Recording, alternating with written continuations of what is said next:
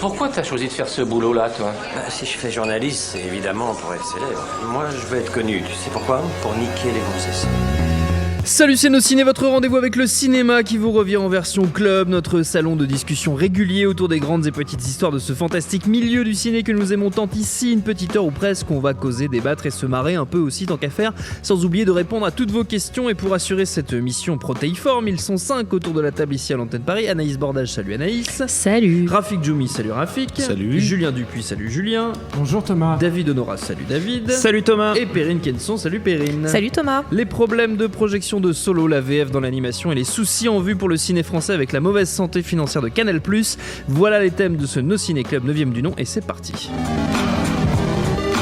Bon, ça va, on vous fait pas chier là. Non, c'est sûr, je rêve. Et avant toute chose, on vous le rappelle, donc si vous nous suivez en direct sur Facebook et YouTube, vous pouvez interagir avec nous dans les commentaires, interpellez-nous, posez-nous des questions, on tâchera de répondre, c'est promis, premier sujet du jour. On en a causé lors de l'émission que nous avons consacrée au film, on a cru un peu halluciner sur le coup, mais non, il semblerait bien que Solo, le dernier né de l'univers Star Wars, ait, outre son scénario faiblard, sa production catastrophique et son casting cuit à l'eau, un autre problème, peut-être même le pire d'entre eux, il est difficile à voir. Littéralement, la photo de Bradford Young, volontairement sombre, a parfois bien du mal à passer dans les salles où l'équipement a un peu de mal à suivre. D'ailleurs, ce sont plutôt les exploitants, les fautifs, non? Est-ce qu'il est temps d'une grande remise en question? Je me tourne vers Julien, qui était le porteur de cette question dans cette noble assemblée. Julien, qu'est-ce que tu en penses? Ça t'apprendra à ouvrir ta grande gueule. Et voilà. Alors c'est pour toi, ce petit bébé. Non, mais je pense qu'il y a un problème et qu'il y a un problème en fait qui a été soulevé en fait assez récemment. C'est-à-dire que c'est une remontrance qu'on a vu évoquer assez fréquemment, ça, cette photo assez sombre de Solo, et souvent en tant que handicap pour voir le film. Et c'est assez, en fait, c'est assez dingue déjà de prendre le problème comme ça, c'est-à-dire de se dire le problème vient de Solo. Oui. Parce que quand on est directeur de la photo, surtout sur un film comme ça, on a des règles à respecter pour que le film soit broadcast, et que même si on tente des choses, et manifestement Bradford Young a tenté des choses, et on a un type de luminosité quand même à respecter. C'est pas un film avant-gardiste, rien du tout, quoi. Donc le problème ne vient pas de là, il vient manifestement des salles. Là où c'est intéressant, c'est que ça a soulevé en fait cette grande problématique qui est le rôle des exploitants là-dedans et la problématique de l'exploitation des films en DCP et en numérique. Le problème de la diffusion en salle, elle est très vieille. On se souvient notamment que Kubrick lui-même, il envoyait des gens en fait vérifier l'équipement des salles pour qu'il soit à la hauteur. Le THX de George Lucas est né aussi de cette envie d'avoir un suivi de qualité en fait sur les films qu'on avait.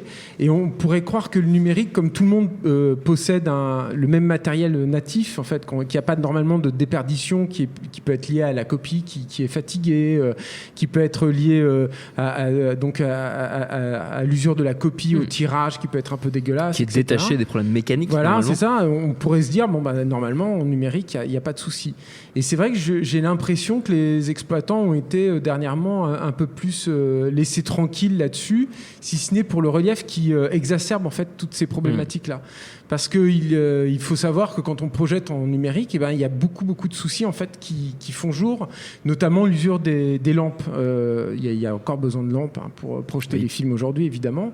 Et ces lampes qui sont très puissantes, qui devraient être normalement très puissantes, perdent très rapidement en fait en luminosité au fur et à mesure qu'elles sont exploitées. Donc si elles ne sont pas changées régulièrement par l'exploitant, ça a un effet sur la qualité en fait de la projection et du film que l'on est en train de voir. Et c'est intéressant en fait qu'un film comme Solo le fasse ressortir en fait aujourd'hui. Encore une fois, c'est une problématique qui est arrivée sur le relief. Mais il y avait plein d'autres soucis en fait sur le relief qui, disons, faisaient un voile en fait sur ce. Passer ça un peu voilà, sur plan. Ça. Alors que là, on le voit, il y a un vrai souci là-dessus. Oui, je pense qu'il y aurait un vrai besoin que les exploitants fassent en gros leur travail. Je pense aussi qu'il y a un autre souci, c'est que c'est la disparition en fait d'un métier qui est le métier de projectionniste. C'est-à-dire que l'automatisation en fait permise aujourd'hui par les technologies numériques ont fait que il y a de moins en moins de projectionnistes pour de plus en plus de salles. Enfin, en tout cas, il y a un projectionniste pour une quantité faramineuse de salles. Donc forcément, comme il n'a pas besoin, et personne n'a besoin de vérifier la copie, de mettre les amorces, etc. Il y a un métier, il y a un savoir-faire qui s'est perdu, qui n'a pas été remplacé, et on se retrouve avec des aberrations comme ça qui sont sur un énorme blockbuster, encore une fois, qui a été visé à de multiples reprises, vérifié, et en plus sur lequel, quoi qu'on pense de la qualité du film et de Solo, il y a des cadors qui travaillent sur des films pareils, c'est capté avec des super caméras qui ont des super capteurs, etc. On se retrouve avec un film qui est super mal exploité et on jette du coup la faute sur le film. Alors, David, juste sur la disparition du métier de projectionniste, juste pour préciser, c'est ce qui se passe, c'est effectivement grâce à l'automatisation et en gros la facilité qu'il y a maintenant à opérer la diffusion des films avec les DCP. En fait, c'est les propriétaires de salles ou les réseaux de salles qui en abusent, en fait, en demandant aux caissiers de tenir la billetterie, de lancer le DCP, etc. Donc c'est pas la faute des gens qui travaillent dans les cinémas souvent, mais d'une manière d'optimiser à fond le personnel dans ces salles qui derrière se retrouvent un peu débordés il y a parfois plein de projectionnistes dans un multiplex en fait. Ouais, voilà, exactement. Il fait toutes les salles. Moi ça m'est arrivé, je sais plus, c'était sur le Disney Vaiana, parce que je cherchais à râler. Déjà, commencer par ça, quoi. Les gens ne se plaignent pas lorsque la projection n'est pas à la hauteur. Ou ils se plaignent sur Internet après. Ou ils se plaignent sur Internet. Il faut le faire directement. Il ne faut pas hésiter à la 5e minute du film à sortir de la salle et aller pousser une gueulante. Si suffisamment de personnes le faisaient, peut-être que les exploitants... Julien Dupuis le fait visiblement parce qu'il lève le doigt. Voilà. Mais le nombre de fois où je me suis fait rembourser mon billet...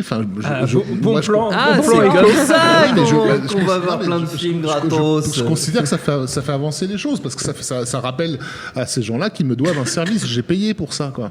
Après, il faut être au courant. Mais c'est ce que j'allais dire, parce qu'il y a des gens, ils savent même pas que tout simplement l'image, elle est. Il y en a qui se rendent, même je dirais que la majeure partie du grand public, parce que là, on parle quand même à des gens qui vont beaucoup au cinéma, donc qui ont une certaine idée de la qualité de l'image. Mais il y a quand même beaucoup de gens qui vont au cinéma qui se rendent pas compte que ce qu'ils sont en train de regarder, c'est dégueulasse. Et que c'est soit trop sombre, soit trop flou, soit trop pixelisé. Sur ça, j'avais deux trucs à ajouter. C'est que déjà, on en a parlé dans l'épisode sur Solo, le problème de luminosité, on l'a remarqué à Cannes. Donc, il y a aussi des projections qui sont censées être opérées par des très bons projectionnistes.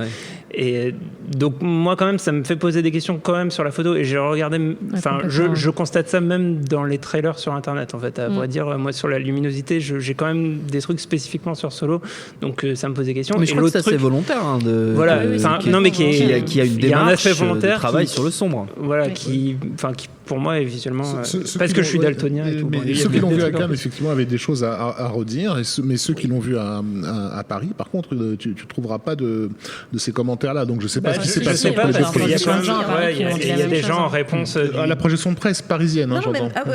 D'accord, parce que j'allais dire, parce que la projection en salle, les projections publiques attirent ce genre de commentaires. Parce que souvent on se retrouve avec des lampes abîmées, ou en tout cas un peu usées.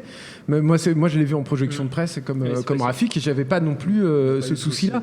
Et le problème de Rafik en fait sur la volonté en fait de râler, c'est pareil en fait, on se retrouve à accuser le film et pas les qualités de projection. Il y a un truc qui est aberrant par exemple, c'est que dans le circuit de salle MK2, il y a eu quand il y a eu l'explosion du relief, il y a eu une association en fait qui s'est créée contre le relief, pour aller contre le relief. Et il se trouve que c'était les usagers en fait des salles MK2. Or, il se trouve que les salles MK2 avaient un système 3D qui était déficient, qui ne fonctionnait pas, avec des lunettes actives qui faisaient perdre énormément de luminosité, avec des lunettes actives qui étaient vraiment handicapantes. Vraiment l'impression de voir un film avec des lunettes de soleil. Mais les gens ne se sont pas retournés en fait contre le réseau de salles MK2, ils se sont retournés contre les films en relief. Sachant que bien sûr les directeurs de salles tenteront aussi de vous embrouiller, de se foutre de votre gueule. Ça m'est arrivé avec notre collègue Arnaud Bordas, où la projection en 3D d'un film, on est allé se plaindre parce que donc c'était 3 diaphes en dessous, quoi. Et on s'est vu répondre, on peut pas augmenter la lampe trop fort, sinon ça fait brûler la copie. Et donc on a répondu qu'effectivement en 3D numérique, les copies qui brûlent, c'était quand même un problème récurrent. C'est vraiment très chaud. Mais pardon. C'est pas un problème récent. Il y a toujours eu ces problèmes de lampes. On a eu une salle qui était à la place d'Italie pendant longtemps, qui était le plus grand écran à Paris. Donc effectivement, l'écran était magnifique, sauf que c'était une lampe qui avait été conçue pour, je sais pas, pour de la vidéoprojection dans un appartement, quoi, si tu veux. Et alors là, toutes les scènes, c'était des scènes de nuit, quoi. Et pendant des années, les spectateurs ne s'en plaignaient pas. Les projectionnistes eux-mêmes, vous allez sur des forums sur Internet, vous tombez sur des projectionnistes qui rappellent tout le temps, qui passent leur temps à gueuler contre leur hiérarchie pour demander du matériel qu'on ne leur donne pas, quoi. Mais après, il n'y a pas que des problèmes de lampes, hein. Il y a aussi des histoires d'écran, tout simplement, parce qu'il y a des écrans différents. Alors j'ai peur de dire une bêtise, parce que je ne suis pas très calée non plus en technique, mais si je me souviens bien, dans les réseaux GC, par exemple, les écrans sur lesquels c'est projeté, ce qu'on appelle des écrans argent, enfin en gros, c'est pas la même projection qu'un écran qui est tout à fait blanc. Enfin, ils n'ont pas exactement la même réception de la lumière et de la couleur. Ce qui fait quand on va voir un film à l'UGC, on n'a pas forcément la même projection qu'un film, je sais pas moi, dans une salle d'arrêt-essai ou dans un Gaumont, par exemple. C'est ici une typologie d'écran, un choix d'écran. Après, c'est des histoires d'équipementiers aussi, comment on s'équipe. Et là aussi, à ce niveau-là, les équipementiers en sont conscients et cherchent toujours à faire des nouvelles, mais comme dans toutes les industries, c'est pas la question, mais à faire des nouvelles technologies. Et je vois, il y a Dolby qui s'y est mis, évidemment, il y a Éclair qui est un des grands équipementiers du cinéma français, Éclair, et puis international d'ailleurs.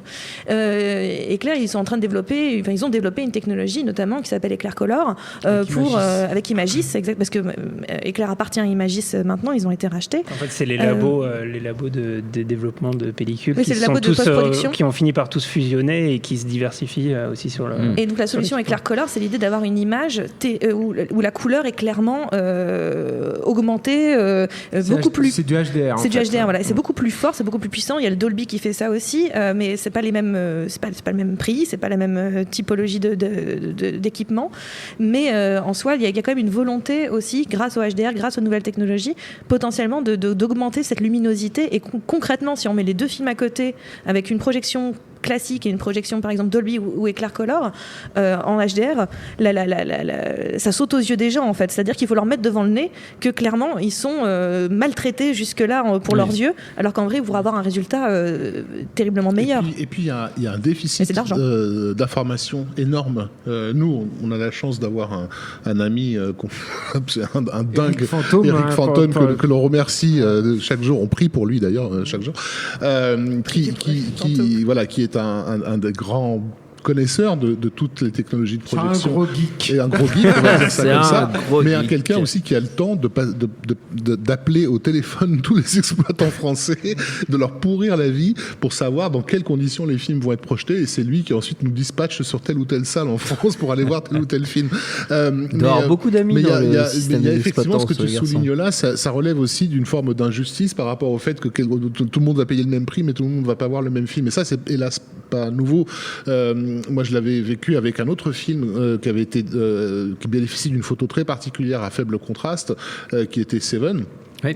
J'avais eu la chance à l'époque, parce que les gens du Cinéphage étaient copains avec ceux de Metropolitan, on avait fait partie des premières personnes à voir le film au monde, et c'est dans une copie qui avait été personnellement supervisée par Fincher et par Darius Khondji, qui était stupéfiante en termes de rendu, de texture, c'était incroyable, quoi.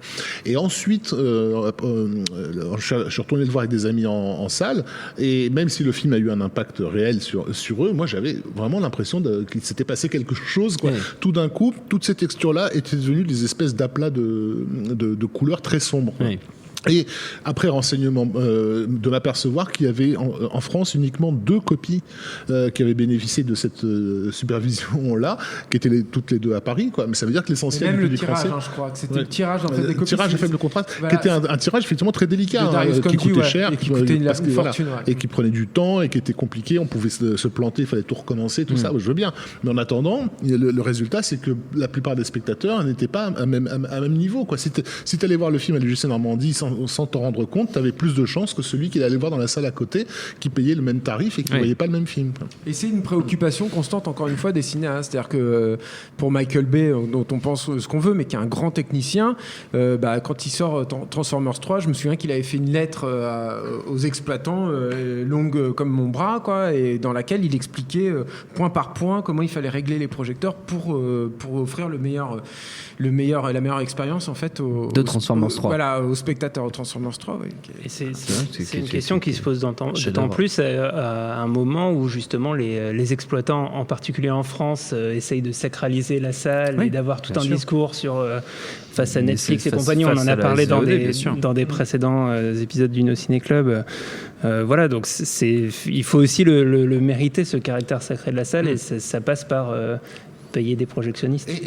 Au prix qu'on paye, monsieur Honorat, au prix qu'on paye. Et informer les gens. Enfin, c'est quand même scandaleux qu'au bout de un siècle, on ne sache toujours pas à quel type d'écran on va avoir affaire avant de rentrer dans la salle. Quand tu vas voir un film dans un multiplex, tu ne sais même pas dans quelle salle tu vas le voir la plupart du temps.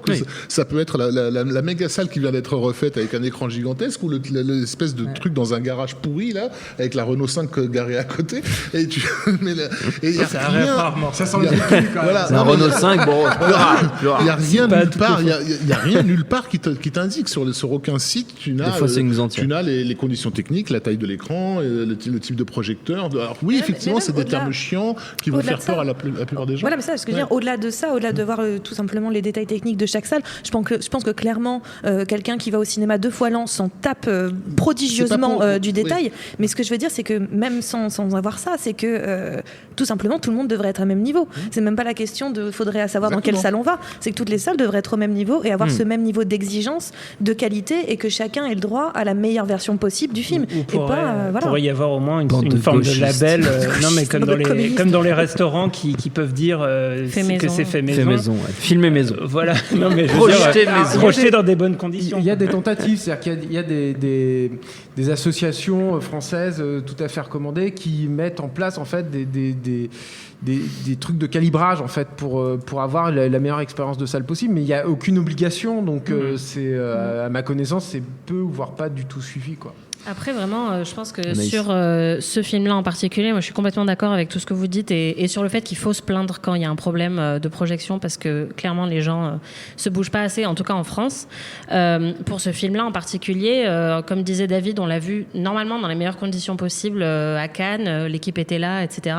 Et on n'a rien eu après, tu vois, ils sont pas venus nous voir en disant désolé les gars, on a merdé, on a eu un problème, c'était sous ex et tout.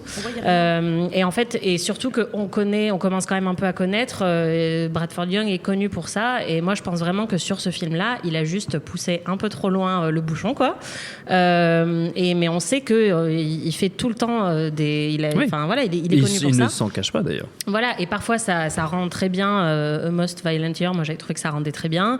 Il y a des films sur lesquels c'est un peu dérangeant, et là en particulier c'était personnellement, moi j'ai trouvé ça très dérangeant, mais je suis pas sûre que ça relevait de l'accident ou d'un problème de projo, quoi.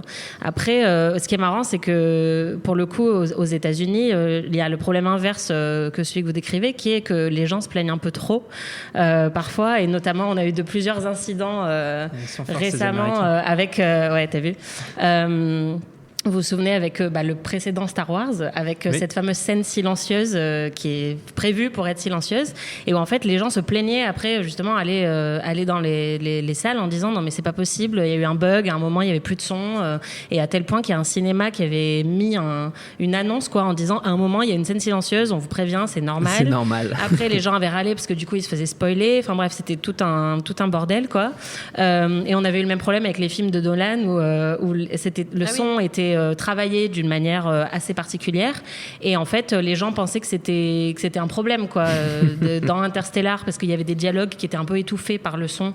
Les gens pensaient que c'était un bug, donc pareil, petit affichage sur la porte de la salle de cinéma pour dire c'est normal, le son est présenté de cette manière parce que monsieur Nolan a décidé de faire comme ça. Dunkerque, on avait le même problème avec des gens qui disaient que c'était juste trop fort et que c'était anormal, mais encore une fois, et on peut aimer ou pas, et on peut avoir mal aux oreilles ou pas, mais c'était voulu, et c'était vraiment une volonté de sa part de faire ça. Et donc là, Après, peut-être voilà, que c'était encrassé aussi à Cannes quand on l'a vu. Et que, si vous, à la Projo Presse de Paris, vous n'avez pas eu ce problème, peut-être qu'on n'a vraiment eu pas de chance. Quoi. Mais comme disait David, même sur les trailers, en fait, on voit qu'il a juste vraiment poussé la luminosité. C'était encrassé quand même, hein, mais je parle du film, en fait. Oui. Après, je sais pas, peut-être qu'il était meilleur à Cannes. Mais... Ça, c'est une autre question. C'est une autre question. T'as pas les avis. Et c'est pour ça que moi, justement, sur le côté expérience sociale de la salle, je voulais parler d'une anecdote qui s'était justement passée à Cannes il y a l'année dernière. En fait, c'était pour la projection de Okja, la première projection le matin dans le Grand Théâtre Lumière. Et sur la question de qui va réagir ou pas, on est à Cannes, donc dans la très grande salle avec 2000 personnes qui a priori ont un peu l'habitude d'aller au cinéma. Et c'était une séance un petit peu chaude parce qu'il y avait la polémique Netflix, le logo Netflix est un peu sifflé par une partie de la salle. Et en fait, le film commence avec un bon quart de l'écran en haut qui était masqué par un élément de décor qui n'avait pas été relevé. Et en fait, du coup, on n'avait pas la tête des gens. Donc on voyait c'était coupé en haut, vraiment un gros bout de l'image. Et du coup, voilà, il commençait à avoir un peu des soubresauts dans la salle, des gens. Alors moi, j'étais bloqué en plein milieu d'une rangée, donc je ne pouvais pas courir dans la salle de projection comme j'aurais aimé le faire. mais du coup, il y avait ce truc où il y a eu tout un moment de flottement tout de suite, quoi. entre des gens qui disaient mais c'est pas possible, il faut arrêter le film, il faut le relancer, etc. Et d'autres qui disaient arrêtez de faire du bruit, le film a commencé. Donc il y a ce truc. Il y a eu un moment de flottement au début où les gens se demandaient si c'était fait exprès ou pas que ça soit filmé de cette façon-là. Et c'était pareil avec Mountains May Depart de Jia Zhangke où la première scène était complètement saturée. Et au début, les gens n'osaient pas trop dire quelque chose parce qu'on ne savait pas si c'était voulu ou pas. Et finalement, ils ont arrêté la projo et ils ont relancé le film. En fait, c'était pas mais possible. pour le coup, les réactions dans la salle étaient moins... C'est quand on plonge un groupe de personnes dans l'obscurité, les gens perdent leurs moyens. Et ça, on ne le dit pas assez. Waouh, c'était la meilleure conclusion qu'on pouvait imaginer à ce petit débat. Très bien, le No Ciné Club continue, c'est désormais une tradition. Avant notre prochain sujet, on joue. Show me what you got. Et on va commencer par un petit quiz à destination de nos amis autour de la table, petit questionnaire autour de Pixar, un avant-goût de notre sujet suivant, 5 questions. Le premier qui trouve à gagner, on lance le chrono pour faire plus vrai, voilà, c'est très bien. Première question, quel est le premier nom de Pixar à l'époque où l'entreprise appartenait à Lucasfilm ? Lucasfilm Computer Division. Non, presque. Lucasfilm Computer Division Animated ? Non, il manque un mot. Lucasfilm Division Computer. Non, alors Computer Division, il y a ça, mais il manque un mot. Électronique ? Non. Alors, je sais plus. Graphics. Computer Graphics Division. Eh oui, monsieur. C'est dur. Tout le monde connaît le célèbre logo animé de Pixar avec sa lampe qui rebondit, mais savez-vous comment s'appelle cette lampe ? Luxo Junior. Luxo Junior, bien sûr. Une des plus célèbres anecdotes au sujet de Pixar, c'est que lors d'un dîner entre Pete Docter, John Lasseter, Joe Ranft et Andrew Stanton, les 4 cerveaux de Pixar ont jeté les bases de 4 films d'un coup. Savez-vous lesquels ? Wall-E, Monstres et compagnie. Oui. Les Indestructibles. Nemo. Oui. Et Vice versa. Non. Toy Story ? Non. Mais il y a une patte. Mille et une pattes. Ah, Bravo Rafik. Le requin dans Nemo, justement, s'appelle Bruce. Savez-vous en hommage à qui ? Un hommage à l'avocat de Spielberg. Ah non, pas exactement. Ben si, mais du requin dans de la mer, Voilà. donc il y avait le nom de l'avocat. Qui s'appelait Bruce, comme l'avocat de Spielberg.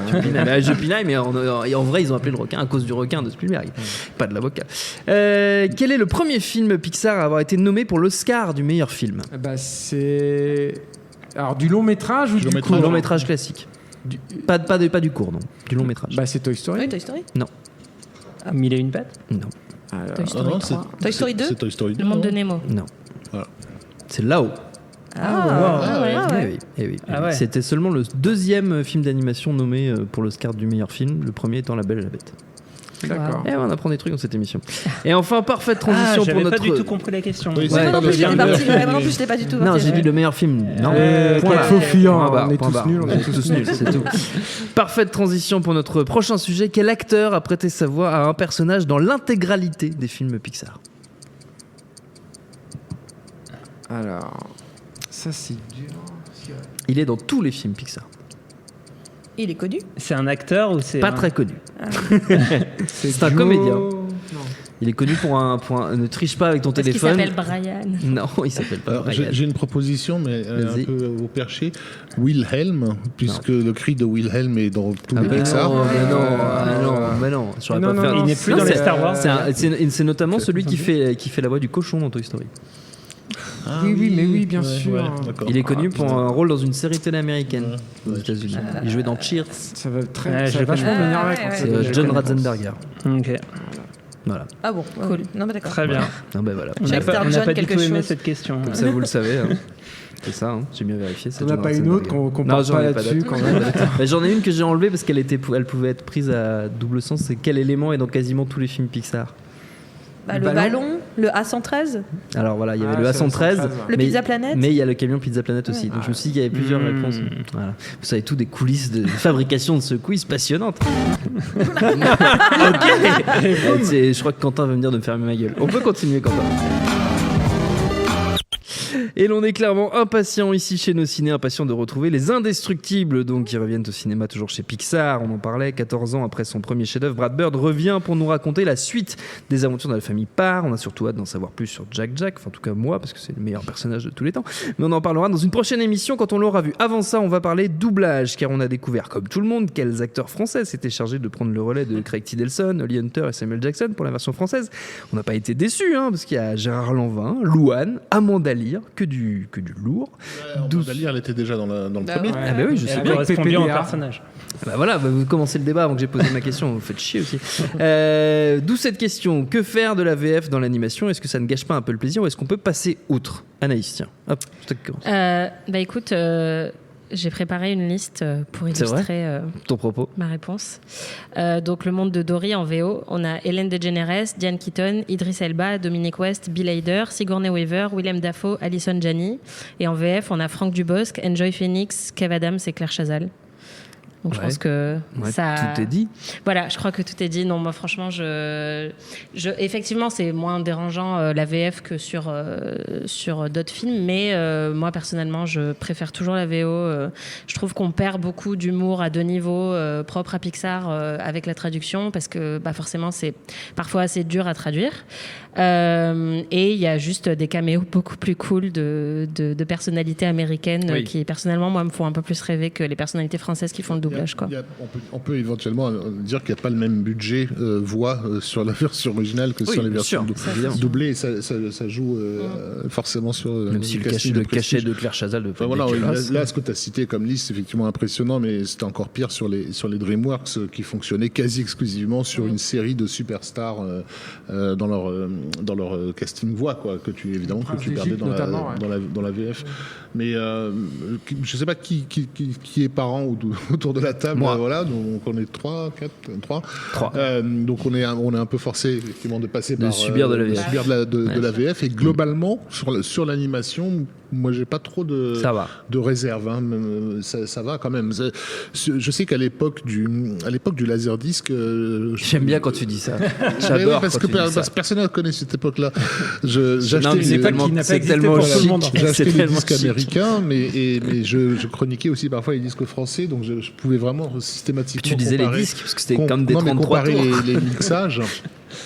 Et les mixages sur les films live étaient vraiment, je trouve, catastrophiques par rapport à ce qui était fait sur l'animation. Il y avait un équilibre des voix sur les films animés qui souvent étaient perdus dans les films live, quoi. Alors le truc aussi, c'est que le film live a une VI en fait, c'est une version internationale sur laquelle on vient plaquer en fait les voix derrière, et cette VI forcément elle perd des pistes sonores qui sont liées aux voix et notamment à la capture en direct en fait des voix.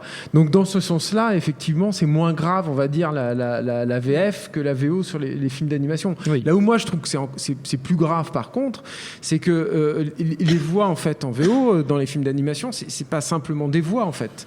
C'est que les animateurs, ils vont calquer sur quelqu'un une grosse partie en fait de leur animation sur la voix et sur l'interprétation de ces comédiens qui sont depuis quelques années en plus systématiquement filmés et dont les mimiques vont aussi Alimenter l'animation incarner, nourrir en fait l'interprétation du personnage animé. Quitte à changer d'acteur en cours de route, ça s'est déjà vu, et notamment des grands acteurs qui se sont vus un peu sortis de... Il y avait eu le cas dans un film Pixar, je n'ai plus l'anecdote exacte en tête, mais où un comédien avait été changé en cours de route parce qu'il s'était dit finalement il colle pas tant que ça au personnage. Non mais après c'est un patchwork l'animation, mais enfin là tu peux pas minimiser en fait l'apport en fait de la VO sur les films d'animation. C'est-à-dire que même s'il y a pour les cinéphiles en fait, il y a un déchirement en fait de ne pas entendre la vraie voix de l'acteur quand tu vois le comédien face à toi dans un film tourné en live.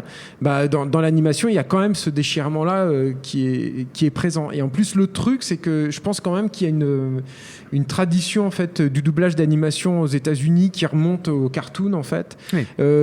Qu'on a quasiment pas en fait en France. On l'a eu un tout petit peu avec Carrel ou des gens comme ça, mais on est très loin du travail qui était fait sur les Chuck Jones quoi, par exemple, où il y a un vrai travail sur la langue, sur la façon, sur les. Qu'est-ce qu'il y a avec Claude Pieplu ? Qu'est-ce que vous faites de Claude Pieplu ?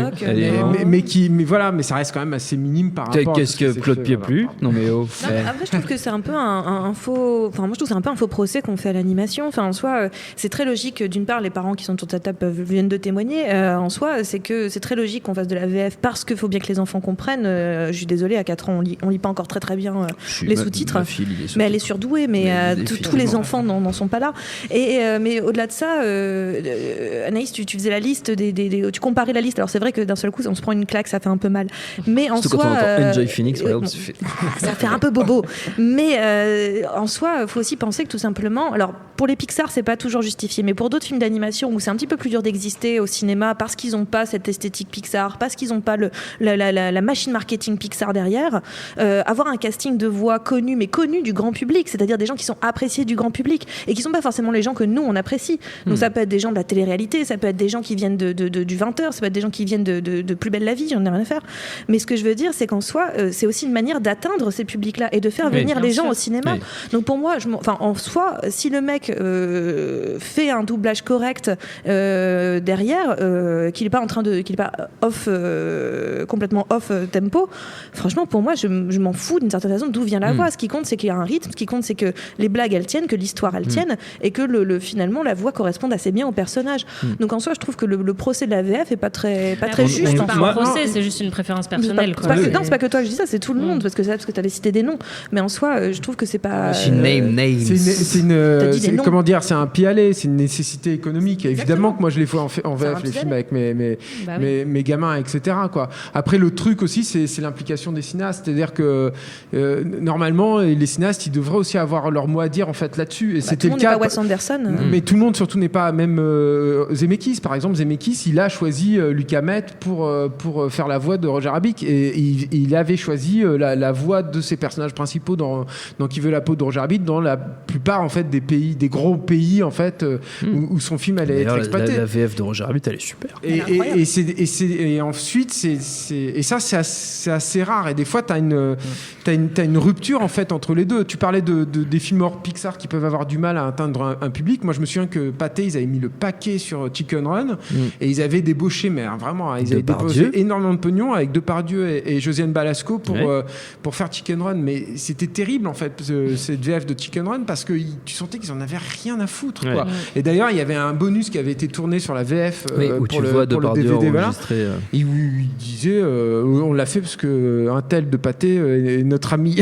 C'était aberrant quoi. Ça n'avait absolument rien à foutre. Et en plus les VF, je terminerai là-dessus, mais les VF en plus en France sont souvent faites à la va-vite, là où c'est un travail conséquent aussi dans les films d'animation. On nous cite quand même dans les commentaires, notamment Pierre et Samuel Jack nous citent des exemples de VF réussis selon eux. Alors à vous de nous dire si vous êtes d'accord. Ils nous parlent notamment des VF de Ghibli, qui sont des VF de Ghibli qui sont cités en exemple, et Madagascar. Alors au Ghibli, Madagascar c'est très vrai. Sur Ghibli c'est pas pareil sur l'animation japonaise parce qu'on comprend rien au japonais. Non, c'est que l'animation japonaise ont cette spécificité, c'est que les voix sont enregistrées après que l'animation ait été faite.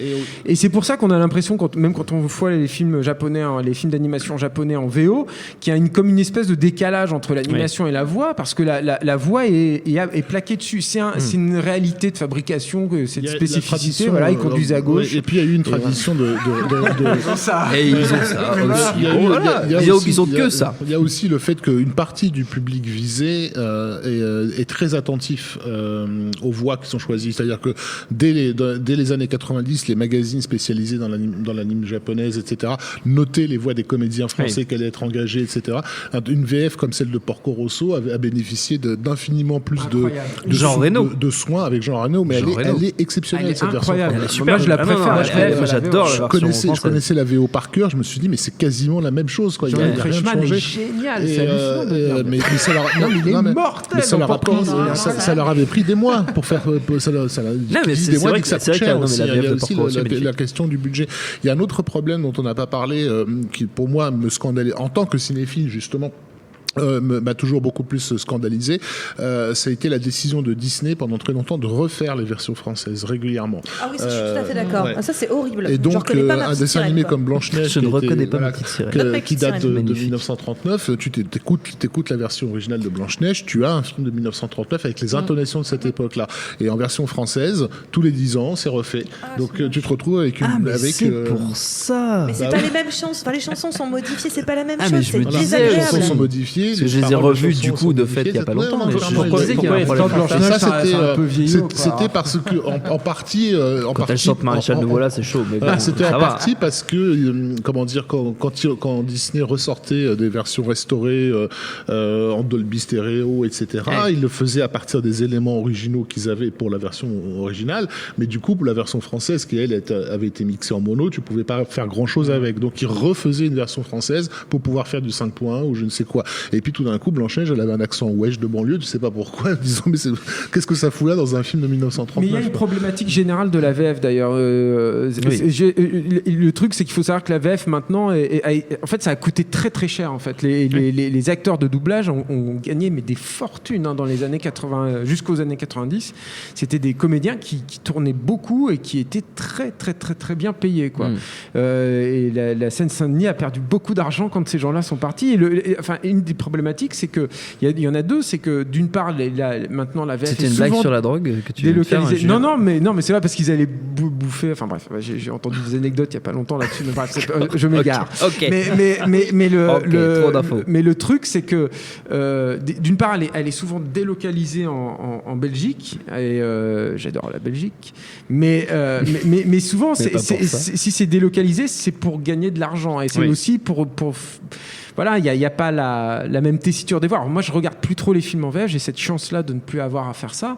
Mais c'est vrai qu'à chaque fois que je tombe sur une VF d'un film récent, mais les bras m'en tombent, quoi. C'est rarissime, je trouve, de tomber sur une VF récente de qualité. Puis un autre souci, c'est cette peur du piratage qui fait que souvent les acteurs en VF découvrent le film au moment de. C'est même pas ça, c'est qu'ils ne texte. voient pas le film en fait. Oui. C'est-à-dire que j'avais entendu dire que c'était pour Le Seigneur des Anneaux. Ouais, ils avaient doublé les bouches. avec juste les bouches, c'est-à-dire qu'il y avait un cache sur tout le reste de l'image et il y avait juste c'est la chouette. bouche qui apparaissait à l'écran quand il devait doubler tel ou tel Je crois personnage. que la version est sur le Donc, on Blu-ray imagine que pour édition les comédiens- spéciale, Non, version mais bouche.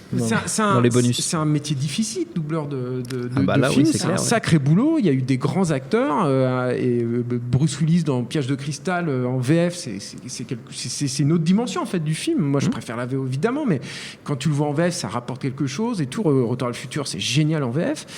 Mais ça, je me demande si ce serait encore possible aujourd'hui. Mais c'est un autre je ne débat. Je suis suis pas. désolé, je me suis Je égaré. voulais juste Non, c'est très bien. répondre à la Rafik. question des internautes. Je suis surpris que personne n'ait cité ce titre-là, parce que pour le coup, je considère que c'est une VF de film d'animation qui écrase la version originale. C'est Cusco, l'empereur mégalo. Ouais, non, ils ont pas le- qui, Madagascar, voilà, on a comme exemple.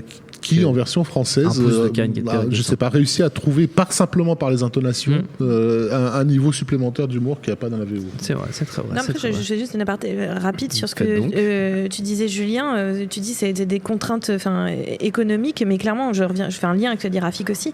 Le fait que Disney refasse très régulièrement tous les 10 ans, tous les temps de temps, des doublages, c'est aussi un moyen de rester dans l'actualité, de remettre les produits sur les rayons et de les faire revivre en fait. Donc derrière, il y a une volonté marketing, une volonté économique qui pour moi d'un seul coup vient en conflit avec tout simplement la qualité de ce qu'ils ont à la base, de l'œuvre à la base, et l'intégrité de l'œuvre à la base. Tout ça pour des contraintes économiques. Enfin, j'ai pas envie de rentrer en mode anarchie, mais c'est juste que d'un seul coup, c'est comme non mais c'est agaçant. Déjà tout à l'heure, oui, le cinéma pareil pour tous. C'est sûr, on arrive à une époque où les réflexes gauchistes peuvent se battre pour l'intégrité de Walt Disney. Donc quand même, comme quoi, il s'est passé quelque chose en un siècle. Ça mène à tout, le capitalisme.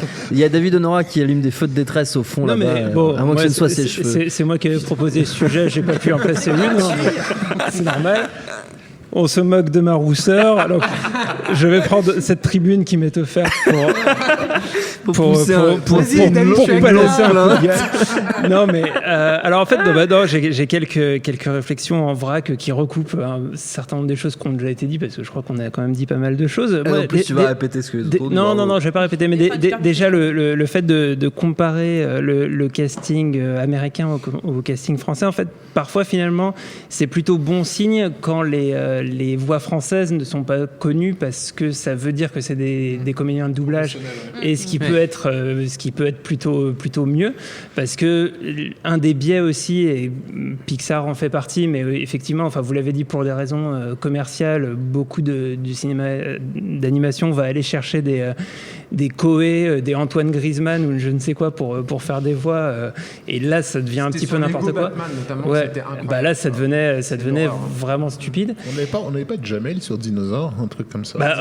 Jamel, c'est un acteur, quoi. Enfin, je veux dire. Oui, mais sur le personnage en question, ça faisait vraiment tâche. Ça faisait bizarre. Et donc déjà ça c'est un aspect, c'est que finalement la qualité du doublage va aussi être liée à l'expertise des personnes qui le font. Après, dans les films d'animation, il y a, au-delà du doublage, il y a aussi souvent j'ai l'impression une liberté un petit peu supplémentaire sur la traduction, qui notamment dans les chansons, qui permet parfois des trucs intéressants. Et j'ai cet exemple dans Le Roi Lion. Est-ce que tu vas chanter? Je ne vais pas chanter parce que je ne connais pas l'air, mais prends garde Lion, ne te trompe pas de voix. Prends garde Lion, je trouve ça extraordinaire comme traduction et comme version française. À cause de Garde Lion? Bah ouais, prends garde Lion, ne te trompe pas de voix. SNCF. Et incroyable. Je reconnais bien. Et ce genre de détails. Donc voilà, je pense qu'il y a un truc qui peut apporter quelque chose. Et un des cas aussi où je m'étais posé la question, alors c'est pas un film totalement d'animation puisque c'est de la performance capture, mais sur le Tintin de Spielberg, c'est pas de l'animation. Tu vas me lancer là, me lance pas. Non mais voilà, donc mais en fait on est sur l'entre-deux où à la fois il y a la performance des acteurs avec Tintin, et à la fois il y a l'aspect du fait que le personnage de Tintin en soi et logiquement s'exprime en français, et du coup ça ajoute quelque chose en fait à l'approche sur les deux versions. Moi je trouve que les deux versions se tiennent plutôt pas mal. Je sais pas, ce que tu penses je sais pas si, par exemple, Julien qui me regarde avec des gros yeux, est-ce que tu as eu l'occasion de voir la VF plus, là, je suis dégoûté, la VF du Tintin de Spielberg? Ouais, je l'ai vu, mais avec mes enfants. Bah voilà, ouais. Non, il y a Vice Versa qui était une bonne VF, tu vois, récente. Mais ils étaient allés chercher là, c'était intéressant Vice Versa parce qu'ils étaient allés chercher plus des vrais acteurs assez connus plutôt que des têtes d'affiches ou des youtubeurs comme c'était le cas dans les Batman. Mais Vice Versa, c'est un cas intéressant où je dirais que les voix françaises sont plus connues en France que les acteurs américains de la version originale sont connus aux États-Unis. Quand même. Hein. Ils sont, si quand même. Minda Kaling et pas du Mindy Kaling. Mais oui, mais même Amy Poehler, elle n'est pas aussi connue que aux États-Unis que les. Mais en fait, c'est pas forcément une question de connue.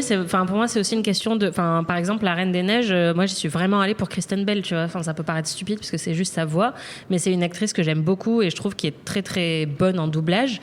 Et du coup, pour moi, ça a apporté vraiment quelque chose. Et Mindy Kaling, pareil. Je trouve qu'en fait, c'est déjà effectivement, c'est des actrices et des acteurs, mais en plus, qu'ils soient connus ou pas, ils apportent vraiment quelque chose. Et c'est peut-être aussi pour ça qu'effectivement, dans les VF, où c'est des vrais acteurs de doublage et pas des gens juste célèbres, quoi, en fait, c'est là qu'on a les meilleures versions, quoi. Et effectivement, tous les exemples qui ont été donnés avec Madagascar, Cusco, etc., c'était de très, très bonnes versions. On nous dit d'ailleurs que Rafik, quelqu'un dans les commentaires avait signalé Cusco. C'était Didier Gustin qui faisait la voix de Cusco. Comme Jean-Luc Reichmann tout à l'heure. Et on nous dit aussi qu'apparemment sur Garfield, sur le 2, il y a eu des choses assez étonnantes. Notamment, ils n'ont pas fini le doublage, ils ont dû le terminer avec des bouts d'enregistrement pour finir la version française. Non, apparemment, ils ont bricolé la fin de la version française. Mais il manque de temps aussi. Ça, c'est un autre problème. C'est un autre souci des doublages aujourd'hui, c'est qu'il manque de temps. Auparavant, il fut un temps lointain que Rafik a connu comme moi. À l'époque du Laserdisc. À l'époque du Laserdisc, où tu avais les blockbusters qui sortaient au printemps, à l'été aux États-Unis, et puis nous, la période des blockbusters en France, c'était en octobre. Et du coup, les mecs, ils avaient. Moi, je me rappelle que c'était sur Waterworld, c'était un mec qui était très connu en fait dans le doublage, qui avait supervisé le doublage. Je me rappelle plus de son nom, mais qui avait supervisé le doublage du film. Et le mec, il y avait une interview de lui dans Studio, je me souviens de ça, et qui était un magazine que vous n'avez pas connu. Il y a eu 6 mois de travail en fait d'adaptation et d'enregistrement des voix sur Waterworld. Et c'est vrai que la VF était excellente. Et je crois le doubleur de Stallone, qui déjà dans les années 90 faisait cette remarque-là, que sur le premier Rocky ils avaient eu 5 mois et sur Rocky 5 ils en avaient eu 5 semaines. Enfin, et c'est l'étrange Noël de Monsieur Jack aussi qui a demandé un an, je crois. Il est sorti très tard après parce qu'ils ont magnifique. Ah ouais, incroyable. Ils avaient traduit super bien toutes les chansons. Les chansons étaient sublimes. Bon, on va s'arrêter là sur ce sujet puisqu'on va y passer toute la nuit. Je sens vous êtes lancés. On va enchaîner quand même avant notre prochain sujet. Évidemment, encore un petit jeu. C'est dans Sgt Pepper. Tu vas la fermer, oui ou merde. On parle de Lénine, Vladimir Ilitch Ulyanov. On reste sur la thématique gauchisme. Et comme d'habitude, ce sera un jeu musical, le préféré de David Honora. J'avais envie qu'on reste dans ce merveilleux monde de l'animation. Tu nous as pas mis une VF à reconnaître. Non, il y a l'instant VF, c'est le troisième jeu, l'instant VF. Tu pouvais inverser. Ça mais t'es déjà venu. venu. Il y a un conducteur dans l'émission. D'accord, bravo. Wow. On est carré. On va faire simple. 5 extraits de BO de films d'animation, pas que des Pixar, sinon ce serait quand même un peu trop simple. Toutes époques, comme d'habitude. Le premier. Tu vas encore nous mettre des chansons. Non, je mets pas de chansons. Le premier qui trouve à gagner. Premier extrait. C'est Mickey. Robin des Bois. Ah, c'est Robin des Bois. Bravo Perrine. Waouh. C'est pas du tout Mickey. Non, c'est Robin des Bois. C'est pas Steamboat. Je pensais que c'était Steamboat. Non, c'est Robin des Bois. Deuxième extrait. Le roi et l'oiseau. Oui. Bravo. Bravo Rafik. Quel talent. C'est Gromit. Voilà, très bien. Quand même. J'ai cru que vous alliez pas trouver tout de suite. Si, quand même. Ça a été bizarre. Quatrième extrait. C'est Ghost in the Shell. Oh putain, vache, ils sont trop forts. La chanson n'a pas commencé. Voilà, parce que c'est là que ça commence. Très belle chanson. Voilà. Du coup, le cinquième extrait. Plus qu'une chanson. Oui, ça va. Toy Story. Monstre Compagnie. Toy Story. Toy Story. Bravo Perrine. Oui. Oh David, une seule fois que tu tentes. J'ai tenté pas la bonne. Là, c'est Charlie Couture sur la version française. Tout à fait. Et la version originale, c'est moi. Et la version originale. Tu fais très bien Charlie Couture. Il faudrait que tu fasses des voix de dessins animés en fait. C'est Randy Newman. Randy Newman. D'ailleurs, il y a un superbe sketch. Merde, comment ça s'appelle, du Saturday Night Live qui s'appelle. J'ai plus le titre des lapins au bureau Rabbit in Offices, où en fait vous enregistrez la bande originale d'un dessin animé et t'as tous les habitués, les Randy Newman et autres qui viennent poser leur pêche, quoi. Et j'ai honte parce que je retrouve plus le truc. Ta mission d'ici la fin de cette émission sera de retrouver ce sketch. C'est aussi Randy Newman sur Monstre et Compagnie où j'étais vraiment pas du tout. Donc un demi-point, un tiers de point. Ça pourrait être mon premier tiers de point. Ce serait ton premier tiers de point de l'histoire du club. Je pense qu'on va te l'accorder aujourd'hui. Merci à tous d'avoir joué. On attaque notre prochain sujet. Bon nombre de cinéphiles, David Honora mis à part, n'ont qu'un intérêt très relatif pour le football. Aussi, c'est avec la même absence de passion que beaucoup ont suivi de très loin le feuilleton des droits télé de la Ligue 1, lesquels droits qui représentent une vraie manne, j'ai pas fini Perrine, qui représentent une vraie manne en termes de revenus et de public, ont échappé pour la première fois en plus de 30 ans à Canal+, la chaîne du foot, qui se verra privée de ses habituels matchs à l'horizon 2020 si elle ne parvient pas à grappiller un peu de licence chez Mediapro, qui est le groupe espagnol qui a tout raflé. Quel rapport avec le cinéma ? Eh bien, il vous aura pas échappé que Canal est un des financiers essentiels du cinéma français que sans la cagnotte du foot. On est en droit de se demander si les choses ne vont pas tourner vinaigre pour la création cinématographique française. Est-ce qu'il faut s'inquiéter ? Vas-y, c'est bon, Perrine, tu peux y aller. Est-ce qu'il faut s'inquiéter ? C'est ça la question. Oui. Je ne sais pas s'il faut s'inquiéter. En tout cas, le monde du cinéma à l'heure actuelle, ça dépend qui on est. Oui, voilà, ça dépend qui on est. Mais eux s'inquiètent un tout petit peu aussi parce que c'est pas la Ligue, enfin les droits de la Ligue 1, donc raflés par Mediapro, ce groupe espagnol racheté par les Chinois, qui a raflé donc les droits de la Ligue 1 pour 1,150 milliard, si je dis pas de bêtises. Oui, c'est ça. Ils ont raflé une partie des lots, sachant que Les deux premiers non lots. plus. Non, ils ont 6 3 lots lots. sur 8, non. Enfin bon, ils ont raflé 4, beaucoup de lots. 4 lots sur 8 ou un truc. Ils ont raflé beaucoup de lots et enfin, pour plus d'1 milliard, une augmentation de 60% des droits, c'est vraiment bravo la LFP.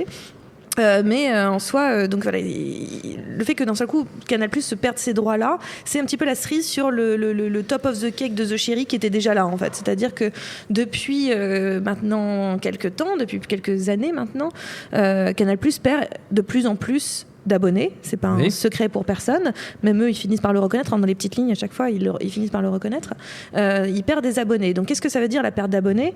C'est une perte de rentrée d'argent pour Canal+. Or, Canal+, comme tu l'as dit, c'est le financeur du cinéma, parce que Canal+ a des obligations. En fait, en 84, quand la chaîne s'est créée, pour avoir les films en amont, les films plus tôt que les autres chaînes, ils ont signé un accord interprofessionnel avec le cinéma français, qui est qu'ils doivent investir 12,5% de leur, donc, enfin, en gros, de leur chiffre d'affaires. C'est un peu plus compliqué que ça, parce que c'est vraiment, il y a des trucs qui rentrent dedans. Elle fait tout ça sans note, elle n'a pas de note. Elle cite des chiffres bruts sans note. Elle en a plein là, mais elle les regarde pas. Elle les regarde même pas. C'est 12,5% du chiffre d'affaires dans le cinéma européen, et je crois 9% pour le cinéma français. C'est 12,5% en tout, et donc 9,5% pour le cinéma français. Et le reste pour le cinéma européen, ce qui représente à peu près 110 films financés par Canal+ par an, en fait, à peu près. Donc, et tout ça est en préachat. Enfin, 85% de tout ça est en préachat. Donc, c'est-à-dire qu'ils doivent acheter les droits de diffusion des films. Sinon, ils peuvent être en production, en coproduction. Et donc ça, c'est des spécificités. Mais en soi, ce qui fait que comme il y a une baisse des rentrées d'argent, il y a une baisse de l'investissement derrière. C'est une suite logique. Donc là, en 2016, on était à 121 millions. J'ai peur d'une bêtise, cette fois-ci, je vais checker. Moi, les chiffres que j'avais en tête, c'est 160 millions d'euros en 2017 investis dans le cinéma européen. Toi, tu dois avoir le chiffre français. Oui, parce que c'est 121 millions. Et c'était une baisse de 35 millions d'euros par rapport à l'année précédente. Donc il y a déjà une chute qui est catastrophique sur le cinéma européen. C'est 151 millions dans le cinéma français et c'était 173 millions en 2012, par exemple. Voilà. Donc on baisse et ça représente à peu près 1,24 million d'euros investis par film, par Canal+, qui est aussi une baisse, puisqu'en 2012, on était à 1,55 million d'euros. Donc en fait, on commence à s'inquiéter parce que, d'une certaine façon, qui va donner l'argent au cinéma français. Et donc la Ligue 1, pourquoi c'est un problème ? Parce que on peut pas dire que le cinéma maintenant soit ce qui attire le plus les gens pour s'abonner à Canal+. En fait, c'est le sport. Clairement, on va pas se mentir, avec les Netflix, avec Amazon, avec le téléchargement ou autre, les gens n'ont plus vraiment tant d'intérêt que ça à s'abonner à Canal+, plus que ça. À part pour peut-être les créations originales de séries. Si on est très fan des créations originales de séries de Canal+. Et il y en a de qualité, Baron Noir, tout ça, ça c'est de la qualité. Mais résultat, ce qui fait, c'est que c'est le sport qui attire les gens sur Canal+. Et si Canal+ perd les droits de la Ligue 1, ce qui est le cas à l'heure actuelle, et techniquement, il ne peut pas racheter des droits à Mediapro, puisque Mediapro ne veut pas vendre des droits de match. En fait, ils veulent bien que Canal+ diffuse leur chaîne, parce que Mediapro va créer une chaîne spéciale Ligue 1. À 25 € par mois. À 25 € par mois, et qui vont autoriser Canal+ à diffuser, en fait. Donc, il faudra payer 25 € par mois si vous voulez voir les matchs de la Ligue 1, à partir de 2020. Faut être con, hein. Donc ça, c'est un peu... ça me fait pas rire. Il le vit très mal. Il n'a pas dormi depuis une semaine. Mais donc c'est ça qui crée de l'inquiétude, évidemment, chez le cinéma français. C'est que non seulement ils ont perdu la Ligue 1, mais ils ont perdu, je crois, ils vont perdre des droits de F1, ils vont perdre d'autres droits de foot et de d'autres sports, des choses qui sont déjà rabattues sur beIN, qu'ils diffusent d'ailleurs.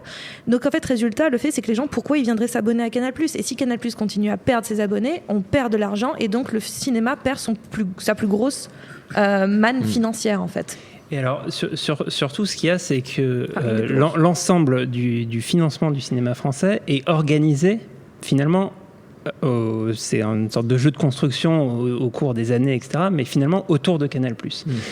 Parce que, et en partie, même essentiellement, on en a parlé dans des précédentes émissions, la chronologie des médias qui en fait organise de manière interprofessionnelle les fenêtres de diffusion des films. Un an après la sortie salle sur Canal+. 10 mois. 10 mois, ouais. En fait, les fenêtres se resserrent petit à petit, donc c'était 4 mois pour le DVD et la VOD, maintenant c'est 3 mois. Non, c'est 4 mois pour le DVD et la VOD, 3 mois sous condition. Et sinon, c'est 10 mois pour Canal+, mais il demande 6 mois. Voilà, et puis 3 ans pour la SVOD, donc Netflix, etc. Et en fait, ce schéma et ces fenêtres de diffusion organisent l'économie du cinéma et fait que aujourd'hui, quand un film se monte, il doit préparer un plan de financement avec différents acteurs qui vont participer au financement du film. La chaîne premium, qui très souvent est Canal+, qui va faire le préachat pour la diffusion à 10 mois, l'éditeur DVD, éventuellement la chaîne hertzienne qui va acheter pour la diffusion hertzienne, 22 mois, etc., qui vont donc mettre de l'argent en amont. C'est ce dont Perrine parlait, qui est le préachat, et qui va faire entièrement le budget du film. En grande partie. En grande partie. Après, il y a le producteur en même, mais c'est vraiment et l'argent du CNC, l'avance sur recette, éventuellement. J'aime bien ce petit fact-checking. Non, mais il y a plein de choses, et c'est assez complexe. Et ce qui est ce qui est évident, c'est que à partir du moment où un acteur qui représente, même en 2017, même si c'est en train de tomber, environ 150 millions d'euros, si, comme c'est ce qui est en train de se profiler, les abonnements s'effondrent, c'est immédiat, c'est-à-dire qu'avec les accords tels qu'ils ont été cadrés, le budget qui va pouvoir être diffusé sur le cinéma français va s'effondrer aussi, et du coup de fil en aiguille, évidemment, c'est des boîtes qui vont fermer, c'est des techniciens qui vont moins travailler, et le problème, c'est qu'il n'y a pas vraiment d'alternative dans le système tel qu'il est construit. C'est-à-dire que on peut même pas se dire peut-être que Netflix, par exemple, va compenser l'investissement, puisqu'ils ne sont pas dans la filière, puisque les films qui sortent au cinéma n'arriveront que 3 ans après sur Netflix. Du coup, on est dans un écosystème qui n'est pas adapté à une, entre guillemets, faillite de Canal+. Et donc, il faut réussir à imaginer quelles sont les solutions. Et moi, je pense qu'il y a une solution qui va se discuter bientôt. En fait, il y a 2 échéances à venir. Il y a une échéance plus immédiate qui est la discussion sur la chronologie des médias, qui va, là, même pendant l'été, je crois qu'il y a un certain nombre d'échéances. Enfin, gouvernementales, c'est très compliqué. Et l'autre échéance, c'est en 2019, c'est la renégociation des obligations de Canal+, qui forcément, dans ces nouvelles conditions, va très certainement vouloir se sortir de ces obligations d'achat, ou en tout cas les rediscuter. Le cinéma a demandé à ce que cette fin de négociation, cette fin de contrat à 2019 avec Canal+, soit repoussée à 2021, en fait, pour sortir de cette histoire de... Sauf que ça ne va pas être accepté. Ça va pas être possible. Il y a peu de chances que ça soit accepté, soyons clairs. Mais après, il y a aussi le fait que tout simplement il y a d'autres acteurs qui sont maintenant qui ont pignon sur rue dans le financement en réalité, mais qui n'ont pas les mêmes obligations que Canal+. C'est-à-dire c'est Orange, c'est Altis, c'est ce genre de gros fournisseurs d'accès à Internet qui ont des box, et qui en fait qui eux aussi peuvent être et financent, notamment Orange, tout ce que ne prend pas Canal+ en ce moment. C'est-à-dire que Canal+ maintenant rachète au rabais parce qu'ils veulent plus investir sur des films à plus de 7 millions d'euros parce que ça leur coûte trop cher. Ils font exprès de faire des prix bas. Et donc tout ça c'est raflé par Orange, sauf que Orange n'a pas d'obligation. Pour l'instant c'est Far West avec Orange. Donc en soi il faudrait qu'à un moment donné, et tout ça va arriver dans les années à venir, il va y avoir des renégociations pour qu'il y ait des obligations d'investissement dans le cinéma de ces gros fournisseurs d'internet qui sont Orange, Altis et compagnie. Tu mentionner Netflix. Certes Netflix déjà il paye pas ses impôts, mais Netflix oui, encore une fois. Mais Netflix là il y a une taxe qui vient de passer cette année, la fameuse taxe Netflix, c'est-à-dire que maintenant Netflix va devoir payer 2% de son chiffre d'affaires qu'il fait en France, il va devoir payer 2% de ça à la France dans la création. Ça va être une obligation. YouTube YouTube est dans le même cas en fait. Donc ça va être une obligation qui est passée cette année à l'échelle européenne. Donc tous les pays, c'est-à-dire que même s'il est basé en Hollande, eh ben, il va payer une taxe sur ce qu'il fait comme argent en France. Oui. Donc ça va être une obligation. Netflix, ça va passer par là. Mais c'est pas de là qu'on va leur faire payer 12% dans la création française. Et alors, du coup, une fois qu'on a présenté tous ces éléments économiques qui sont un peu rébarbatifs et complexes, en tout cas, en fait, ça peut ouvrir le débat. Et là, je pense que ça va intéresser tout le monde et que chacun a son avis là-dessus. Parce que jusque-là, c'est chiant. Avec toi, Julien. Non, en fait, est-ce que c'est une si mauvaise chose? Parce que finalement, non, mais en fait, de quel point de vue, et notamment, donc là, c'est non. Notamment tous, et Dieu reconnaîtra les siens. Notamment on a deux noms. Notamment du point de vue du spectateur et du spectateur français et d'un point de vue général de la production française. Parce que le problème, c'est que ce système, avec le temps aussi, il a engendré des monstres. C'est-à-dire que le système d'obligation. Non, mais je pense plutôt à des films comme Bad Buzz ou à d'innombrables films en fait qui sont financés dans une logique qui est que comme c'est les chaînes de télé qui ont des obligations d'achat, il faut financer des films avec des stars de la télé. Et avec du coup des stars qui parlent à TF1, à France 2, etc. Exactement. Et donc qui sont donc on a tout un cinéma français et un cinéma entre guillemets populaire, en tout cas qui se veut populaire français, qui sur ces dernières années s'est financé sur des personnalités qui ont été façonnées par la télé. Et du coup on est dans un truc qui est voilà le cinéma ambitieux français, en tout cas celui qui coûte de l'argent, est complètement phagocyté par la télévision, et à côté on a un cinéma d'auteur ou un cinéma de festival qui arrive à tirer son épingle du jeu soit par sa qualité, soit par les contacts des producteurs, etc. Ouais, il tire un peu la langue, le cinéma, sans ça. Et dans ce contexte, on peut se dire que c'est aussi l'occasion d'une remise à plat de plein de choses, d'un coup de pied dans la fourmilière et peut-être d'un renouveau créatif. Oui, alors, tu viens de nous dire qu'en fait on avait du cinéma pour la télévision, fait pour la télévision, du cinéma fait pour les festivals, et en fait de savoir est-ce qu'on va pouvoir faire du cinéma pour le cinéma. Ça serait pas mal. Non, c'est pas tout à fait vrai, parce que par exemple, j'en reviens juste sur le Canal+, par exemple, dans ce budget, il avait 17% qu'il était obligé d'investir dans les films de moins de 4 millions d'euros, par exemple. Donc c'était des plus petits films. Après, il avait une obligation, et là je check parce que je m'en souviens plus, il avait une obligation que je n'ai pas notée. Donc voilà. Okay, mais tu vois, ce que je veux dire, c'est que toutes ces règles, avec le temps, ont été détournées et perverties d'un point de vue créatif, c'est-à-dire et d'un point de vue créatif, même au sens économique, c'est-à-dire que comme vient de le dire Rafik, moi je suis d'accord avec ce point de vue, c'est que à terme on pouvait avoir tendance à perdre de vue dans la production la finalité qui est de faire des films pour les spectateurs et pour la salle de cinéma. Non, mais ça, c'est une évidence que le cinéma était malade de ça, français, qui se répercute derrière, ça parle au théâtre. Enfin, c'est la même chose dans le théâtre français. Bon, je ne suis pas trop l'actualité du théâtre, mais c'est pareil, quoi. Bah, t'as le théâtre non, mais parce que disons que la dichotomie est la même, c'est-à-dire que t'as d'un côté public et théâtre privé, c'est que t'as d'un côté le boulevard qui tâche là, et puis de l'autre côté du théâtre d'auteur assez imbitable. Le cid à poil. Parfois, après moi le truc quand même. Après moi le truc c'est que Canal, moi je trouve qu'il y avait quand même une vertu en fait là-dedans, et que je trouve que dans Canal il y a eu des tentatives de créer des alternatives ou des ateliers qui étaient assez intéressants. C'est-à-dire que c'est quand même un instrument qui a donné naissance à des choses qui étaient vraiment bien, je trouve, pour la cinématographie française. Un outil comme Canal+ Écriture, par exemple, c'était qui est issu de tout ça, très clairement.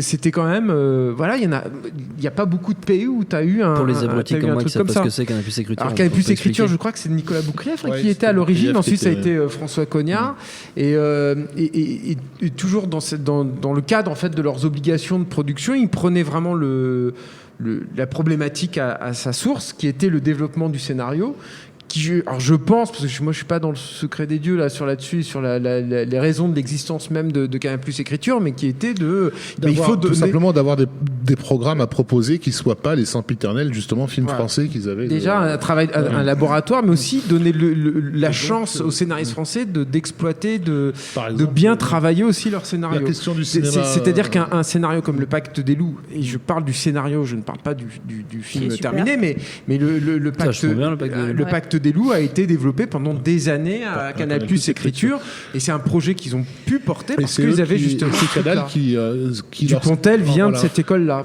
Par exemple, voilà, remarquez que sur certaines grilles de la semaine, notamment sur le samedi, il y avait un public plus jeune, que ce public plus jeune, si tu devais, parce qu'ils avaient, ils devaient passer tant de films français par jour, tu vois. Oui, ils ont une obligation de diffusion. Donc du coup, ils allaient pas à ce public jeune leur balancer soit du Piala, soit du Danny Boone, et donc la demande expresse de produire du cinéma d'horreur, elle émanait de Canal+, du cinéma d'horreur français, pour pouvoir dans cette grille-là avoir des films d'horreur à proposer à ce public-là.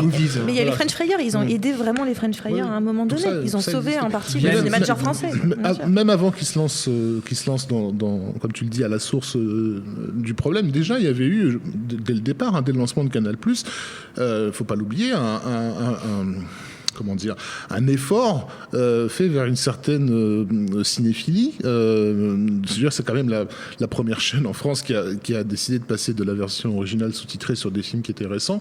Il n'y avait que les ciné-clubs qui pouvaient s'autoriser ça après minuit. Pour des gens comme moi, qui ont grandi dans les années 80, ça a été une révolution, de pouvoir choper la VO des films. Le format était systématiquement respecté. Un de leurs premiers gros coups, ça a été la diffusion de Star Wars en 84, dans les premières semaines de la chaîne. Donc il y a eu le cinéma de quartier aussi. Il y avait Star Wars, c'était le film, qu'il fallait avoir pour montrer qu'on était une chaîne moderne. Ils l'ont diffusé en 2.35, alors que les chaînes du monde entier passaient le film en pan and scan. Donc il a fallu quand même demander à la Fox une copie spéciale juste pour Canal France, etc. Et ils ont systématiquement gardé le format respecté pendant des années, alors que c'était pas du tout une habitude qui aurait pu s'implanter en France, Qu'est-ce qu'il y a eu d'autre? Donc il y a eu effectivement les développements thématiques des cinémas de quartier, comme tu l'as dit, avec Jean-Pierre Dionnet. Il y avait cette émission de Nicolas Boukrieff aussi, où il passait des films ça allait de Django de Ronnie Yu à Hardcore, par exemple, de Paul Schrader, des films relativement rares et tout. Je veux dire, ce qui était intéressant de Canal+, c'est que ça a été aussi, il faut savoir ce qu'on perd en fait avec tout ça. C'est pour ça que je rappelle ça, et ça a été un creuset en fait dans la culture française qu'évidemment on a perdu ces dernières années. Il y a plus tout ça, Canal. Le journal du cinéma ne veut plus rien dire aujourd'hui sur Canal. Alors qu'à une époque, c'était génial. Il était blindé de journalistes, notamment. C'était pas la même époque non plus. Enfin, c'est bien. Juste comme on profite du débat pour rappeler ça faisait partie, disons, de la même énergie d'une part, et puis je pense que époque ou pas, ce serait encore possible aujourd'hui d'avoir cette exigence-là. Bien sûr, c'était lié aussi à des personnalités à la fois fondatrices de Canal et dans ses extensions, avec aussi les extensions du groupe Canal sur le câble, sur le satellite, etc. Mais avec à l'origine, des personnalités comme René Bonnel dans les fondateurs, ou plus tard, en fait, avant l'arrivée de Bolloré, Manuel Alduy à la direction du cinéma de Canal+. C'est des gens qui sont réellement passionnés, Rodolphe Belmer aussi, qui diffusaient à leurs équipes, et qui déjà rassemblaient autour d'eux des vrais passionnés. Et d'ailleurs, on va pas parler de foot, mais je veux dire, sur le foot aussi, ça reste une grande chaîne. Dis-le que t'as envie de parler pour traiter le football. Et parce qu'ils rassemblaient des passionnés. Après, tous ces gens ont disparu, en fait, petit à petit, avec l'arrivée de Bolloré. Bolloré a fait beaucoup de mal à Canal+. Et là, c'est terrible, parce que depuis tout à l'heure, on parle de Canal+ au passé, j'ai envie de dire à l'imparfait, et c'est assez violent. Canal+ n'est pas encore du tout enterré, parce que là, on parle d'une échéance à 2020, donc il y a encore 2 ans un an et demi, pour sauver la baraque. Mais la question, c'est comment Canal+ peut se sauver. Et en soi, moi, je trouve que finalement, ce qui est en train de se passer, le fait qu'ils perdent des abonnés, le fait qu'on est obligé de réfléchir à nouveau sur tout simplement le système de financement du cinéma en général est une très bonne chose en réalité, parce qu'on peut pas tout d'un seul coup, ce qu'on a fait pendant des années, parce qu'il n'y avait pas d'autres modèles, on n'avait pas Netflix et compagnie, on n'avait pas le développement d'internet comme on l'a maintenant. Donc ce que je veux dire, c'est que tout ça au bout d'un moment c'est archaïque et qu'il va falloir penser les choses autrement, et que finalement je suis désolée pour Canal+, que ça se passe aussi mal, mais c'est le moment de se réinventer des choses, de faire des choses vraiment différentes, et de repenser ce système et ne pas mettre tous les œufs dans le même panier, comme ça a été le cas pendant près de 30 ans. Pour le coup, je suis pas d'accord, c'est pas le moment de se réinventer. Le moment de se réinventer, c'était il y a 10 ans. Oui, c'est-à-dire que Netflix, on l'a vu arriver, c'est-à-dire que et Canal+ avait, bien avant l'arrivée de Netflix, l'occasion de se réinventer correctement pour complètement reporter le marché. Il y avait un avantage concurrentiel qui était énorme, et il y a une occasion manquée. Avant Bolloré. Bah voilà, exactement. Il y a eu des erreurs historiques. Le plus gros catalogue de films en Europe, où ils auraient largement pu tenir tête à Netflix. Largement à un moment donné, mais je veux dire maintenant, là c'est un constat de ça aurait dû, ça n'est pas. Bon, maintenant le résultat est comme ça. Et ben il va falloir faire des choses très différentes. Il va falloir faire les choses autrement. Et moi je pense que le cinéma français ne peut pas constamment s'appuyer sur Canal+, parce que Canal+, de toute façon, on n'a plus les épaules aussi solides. C'est très logique. Et donc à un moment donné, on a une multitude de financeurs qui sont là et qui sont, je l'ai dit tout à l'heure, mais en Far West. Je pense sincèrement que c'est eux qu'il va falloir à un moment donné mettre à contribution, clairement. Et puis après, peut-être que le cinéma français, je ne sais pas comment il peut se réinventer, je n'ai pas la science infuse à ce niveau-là, mais clairement, il y a quelque chose qui est possible, et c'est très bien qu'on se réinvente à un moment donné. Dans les exemples qu'on a donnés, justement, comme tu le dis, en revenant sur le passé, il y a une morale aussi à tirer de ces exemples-là. C'est-à-dire que c'est des... Comment dire, c'est des choses qui ont été faites alors que, a priori, personne ne les demandait. C'est-à-dire qu'ils ont devancé le public dans ses demandes. Évidemment que lorsque Canal+ a décidé de diffuser du porno, c'était un produit d'appel pour ses abonnés, mais aucun abonné n'a jamais demandé à ce qu'il y ait un magazine du cinéma porno avec les coulisses, et que tout d'un coup, ce truc un peu obscur pour les gens devienne concrètement une industrie à leurs yeux. Et qui était un magazine érudit en plus de un truc culte, maintenant tout le monde connaît le journal du Hard. Enfin, c'est pas un truc, c'est même pas un truc obscur comme maintenant. C'est anticiper les demandes du public et pas le suivre bêtement, arrêter de le prendre pour un débile, qu'effectivement le fait de passer des versions originales sous-titrées ne va pas effrayer les gens au point ils vont se désabonner de ta chaîne, etc. Enfin, c'était pas l'événement par le bas en fait, Canal. Les leçons sont là, quoi. Bon, il suffit de se baisser de servir. Mais c'est compliqué. C'est compliqué. Non, mais c'est compliqué, c'est vrai que le discours avec les chaînes, j'en sais quelque chose parfois sur. Là, je parle pas de Canal en plus, mais c'est souvent que c'est vrai, ils ont une sale tendance à sous-estimer leur public, quoi, à dire non mais attention, nos gens notre public ne connaît pas ça. Alors ça c'est le gros truc qu'on me sort, on me l'a sorti pas mal de fois moi dans mon cursus professionnel, et du coup ils te nivellent tout par le bas. C'est-à-dire qu'ils ne font absolument pas confiance aux gens, et du coup t'as envie de leur dire mais on peut créer en fait l'envie de ça. Tu vas pas perdre les gens parce que tu leur expliques pas. L'idée, c'est de leur donner envie. Nous-mêmes, on l'a eu d'où ce goût-là, si ce n'est par cette curiosité-là. Il faut tirer un peu par le haut. Une certaine télévision. Et je pense que là, on s'acharne sur Canal parce qu'il y a l'histoire de la Ligue 1, mais en soi, c'est notre point d'entrée. Voilà, exactement. Mais en vrai, on pourrait faire limite une émission par chaîne. Il y a des trucs à dire sur TF1, il y a des trucs à dire sur Arte, il y a des trucs à dire sur France Télé, qui eux aussi ont des obligations d'investissement, mais différentes en fait. C'est eux qui se mettent des obligations aussi, par exemple dans le cas d'Arte.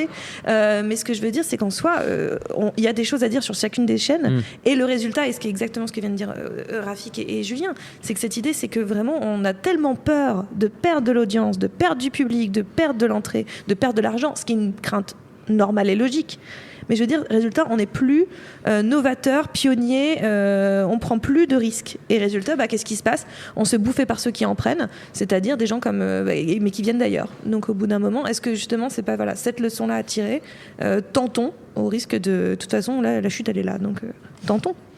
C'est beau. Tentons. On n'a plus le choix que d'innover. Osons, comme disait Jean-Pierre Elkabbach. La Startup Nation est en route. C'est ça, c'est la Startup Nation. J'ai passé du communisme. Moi, je citais le Kabbach. En marche. Le communisme en marche. J'ai suivi le triste cours de l'histoire. C'est ça.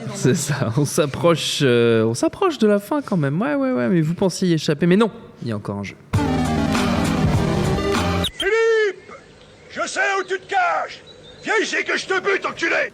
Vous savez, celui-là, c'est mon préféré. Évidemment, c'est l'instant VF. Je le déteste. L'instant David Honora. C'est l'instant David Honora. Alors, personne ne parle. Voilà. Je le fais en solo. Très bien. Donc, c'est un extrait, je le dis pour Et ceux t'as qui 5 heures pour découvrent trouver. l'émission. Donc, on est là jusqu'à demain, visiblement. Pour ceux qui découvrent l'émission, l'instant VF, c'est donc un extrait d'un film dans sa magnifique version doublée dans la langue de Molière. Et donc, celui qui trouve, mais en l'occurrence, il n'y a que David qui joue, c'est ça? Vous avez tous décidé de laisser Doublé dans la David langue de Koé. jouer doublé dans la langue de Koé, Avec exactement. cette et c'est très bien. Tu vois. Voilà, celui qui trouve, ça, on commence complètement par dans n'importe quel sens. Celui qui trouve récolte notre plus grande admiration, disais-je. On n'a pas beaucoup de temps. Mais on vit et on meurt par le temps, n'est-ce pas? Et on ne se permet jamais le péché de tourner le dos au temps.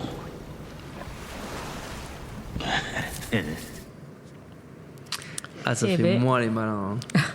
Ça me dit quelque chose. Ouais, pourtant. ouais, Bah, On peut tenter un truc Je sais ou pas pas pourquoi. Non, alors, Tu je peux- suis- tu alors, pouvais tenter on des est juste à choses. côté de la plaque. J'allais dire. Je pense à Dark City, j'en ai. je Non, sais c'est pas absolument Dark City. pourquoi. Moi, j'ai c'est The pas Dark Knight. Non, c'est pas Dark Knight, on l'a déjà mis de Dark Ah Knight bah, je sais pas, oui, dans oui, une oui, je émission sais. J'allais précédente. dire un truc de voyage dans le temps, genre Non, l'armée c'est- des 12 singes. Non, non, Pas Highlander. non, c'est pas Highlander. Il y a un truc avec du temps. Il y avait de l'eau à côté de lui. Ouais, il y avait de l'eau à Ouais. côté de lui, ouais. Ouais. De l'eau et du Bah, temps. donne-nous un indice, nous laisse pas dans le noir. Bah, il y a lundi, un deuxième lundi, extrait. le 10, ce serait de passer le deuxième extrait, mais là, vous allez trouver tout de suite. Ah bon Ah bah, Parce que deuxième extrait. lundi, c'est, enfin, l'extrait est là pour le coup beaucoup plus facile. Vous voulez le deuxième extrait? Bah, Oui. on est nuls. Allez, c'est parti. Solomon. Ah oui, c'est Solomon. seul au monde. C'est dur. Je suis désolé, Wilson. Je suis désolé. C'est vrai que j'ai failli pleurer en découpant le son tout à l'heure. Mais alors, attends, Mais je c'est reconnaissais Tom pas la Hanks voix de Tom qui est Hanks censé avant. parler Eh dans ouais, la c'est première. Tom Hanks qui parle. En fait, il se parle Ouais. tout seul. Mais quand il se parle tout seul, quand il Ah oui, prépare il est en son. Gollum là. C'est D'accord. quand il prépare son radeau. Oui, il est un peu en Gollum, ouais. Il est en Gollum. Mais il est un petit peu en Gollum, j'y ai pensé aussi. Bon, bah voilà, bah, vous êtes nuls, hein, comme à chaque fois. Bravo. Mais merci quand même. Hein, on passe. Il y a que Julien Dupuis qui a trouvé une fois, dès le premier extrait. Ah ouais, c'était Ouais, quoi? C'était un Carpenter, c'était Ah, ouais. The Thing. Ah ouais, bah Ouais, ouais. ouais, la VF de The Thing. Eh ouais. Ouais, c'est fort ça. Watch and Bravo. learn. Ouais, merci, Allez, merci. c'est parti.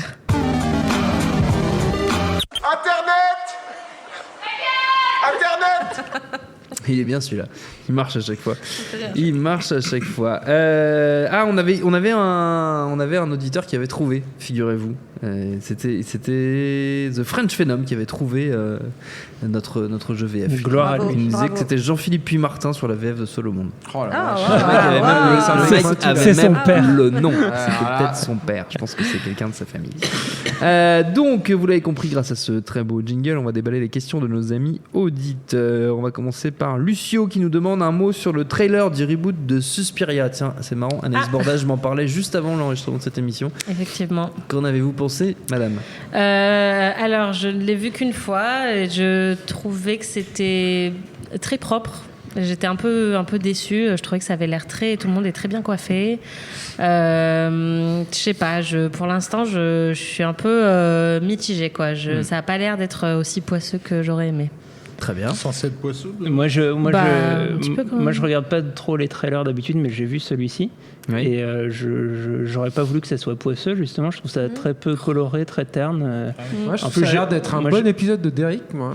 Ouais, voilà. C'est super dur. On quoi. est plus dans ce genre de tonalité. Ouais. Non, et puis je trouve que c'est une bonne idée, moi, de faire un remake de Suspiria. C'est une bonne c'est trouvaille, bien, c'est quoi. bien. Moi, j'aime Avec vraiment un pas beau le- cast en plus. Et Le, tout. Non, mais le au-delà- réalisateur est non. horrible. Bref. Non, mais moi, au-delà de ça, je trouve que le trailer m'a un peu donné envie. Je trouve qu'il avait une esthétique, pour le coup, terriblement 70s, en fait.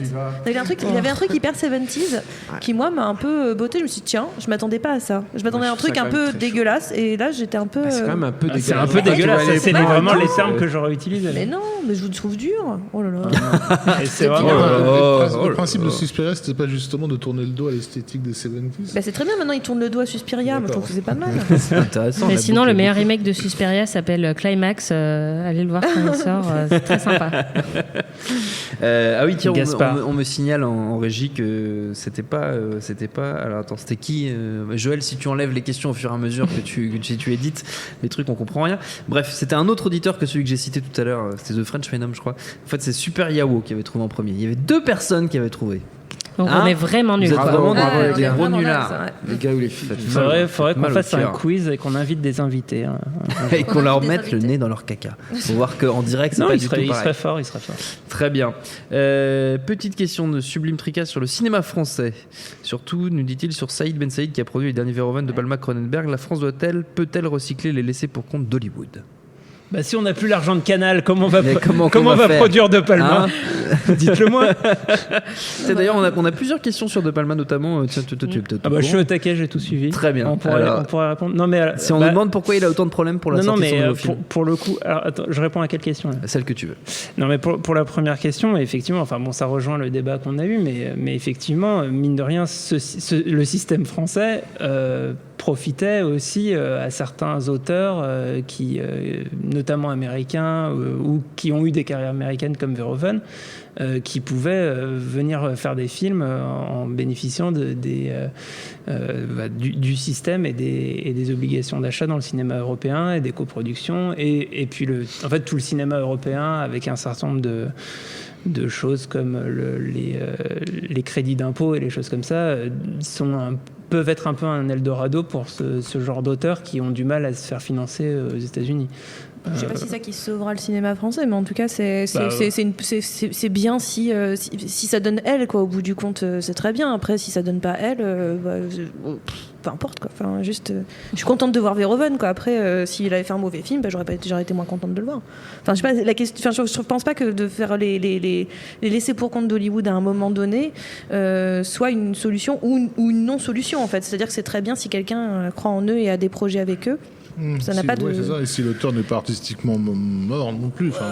Effectivement, quand tu récupères un Polanski alors qu'il est au sommet de sa carrière d'une certaine façon et qu'il arrive et qu'il te fait le locataire, c'est un bon deal, on va dire. Ouais. De Palma, quand il était un peu fatigué de son côté. Oh là, attention. Je ne trouve pas. Attention. C'était très politique. Attention au truc qu'on dit. Le cinéma français ou même le cinéma européen tout court ne semble pas n'utilise pas, c'est que Hollywood, comme on l'a vu, a décidé de tourner le dos à toute création entre guillemets originale en ne faisant plus que des franchises. Faut savoir qu'un studio comme la Warner dort sur quelque chose comme 200 000, je crois, scripts jamais adaptés. Je sais pas si quelqu'un aurait l'intelligence d'aller fouiner dans leur cave, de leur acheter avec un quignon de pain, parce qu'ils en ont plus rien à foutre, certains des chefs-d'œuvre qui dorment dans leur sous-sol, pour en faire effectivement des films au niveau européen, avec certains de ces cinéastes qui seraient tout à fait en mesure de le faire.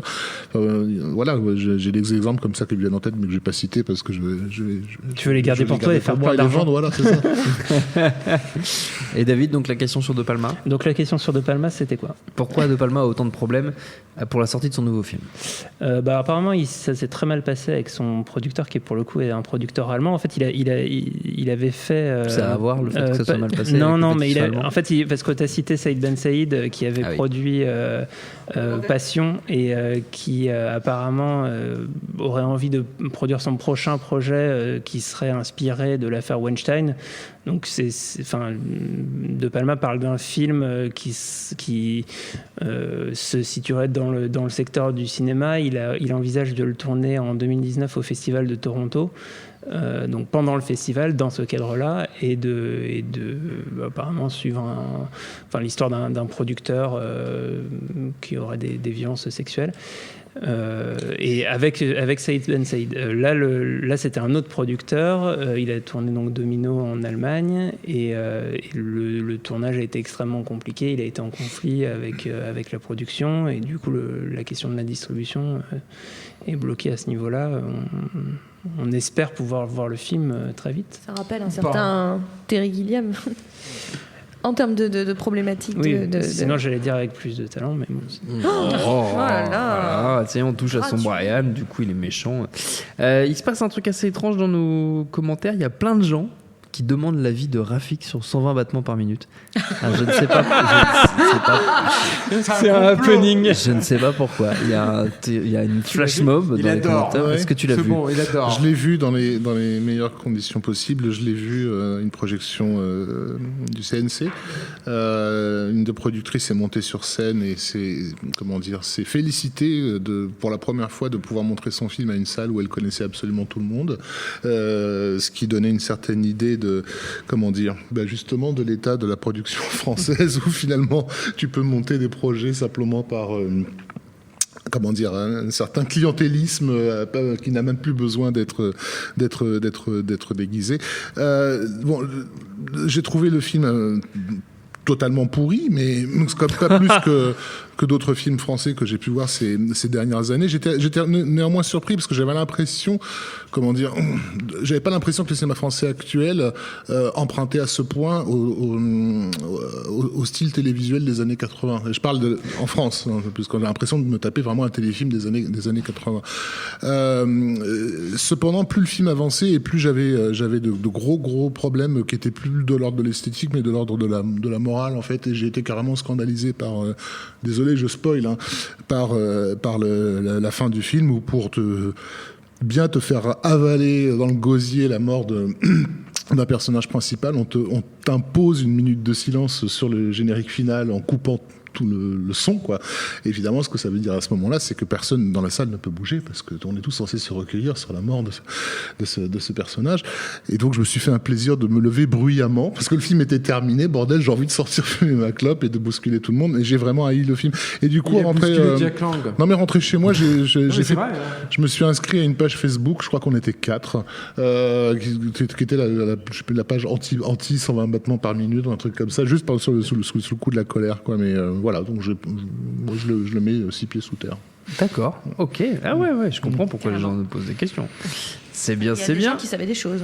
Ouais, visiblement. Il y a des gens qui étaient au courant C'était les 3 autres du groupe Facebook. C'est les 3 autres du groupe Facebook qui posent des questions, je pense. Effectivement. Zibou nous demande, tiens, ça va être le sujet d'une prochaine émission pour nos ciné, si Bayona va sauver Jurassic Park ou se faire manger par les dinosaures d'Universal. Perrine Quetzon. On verra ça demain matin. Allez, on y croit. On y croit un tout petit peu. Allez. Non, s'il vous plaît. Allez.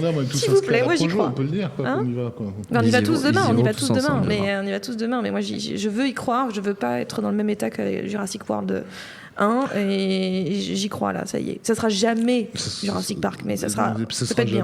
Enfin, je pense pas qu'il pourra pas nous faire un Bayona dans les conditions actuelles, c'est impossible.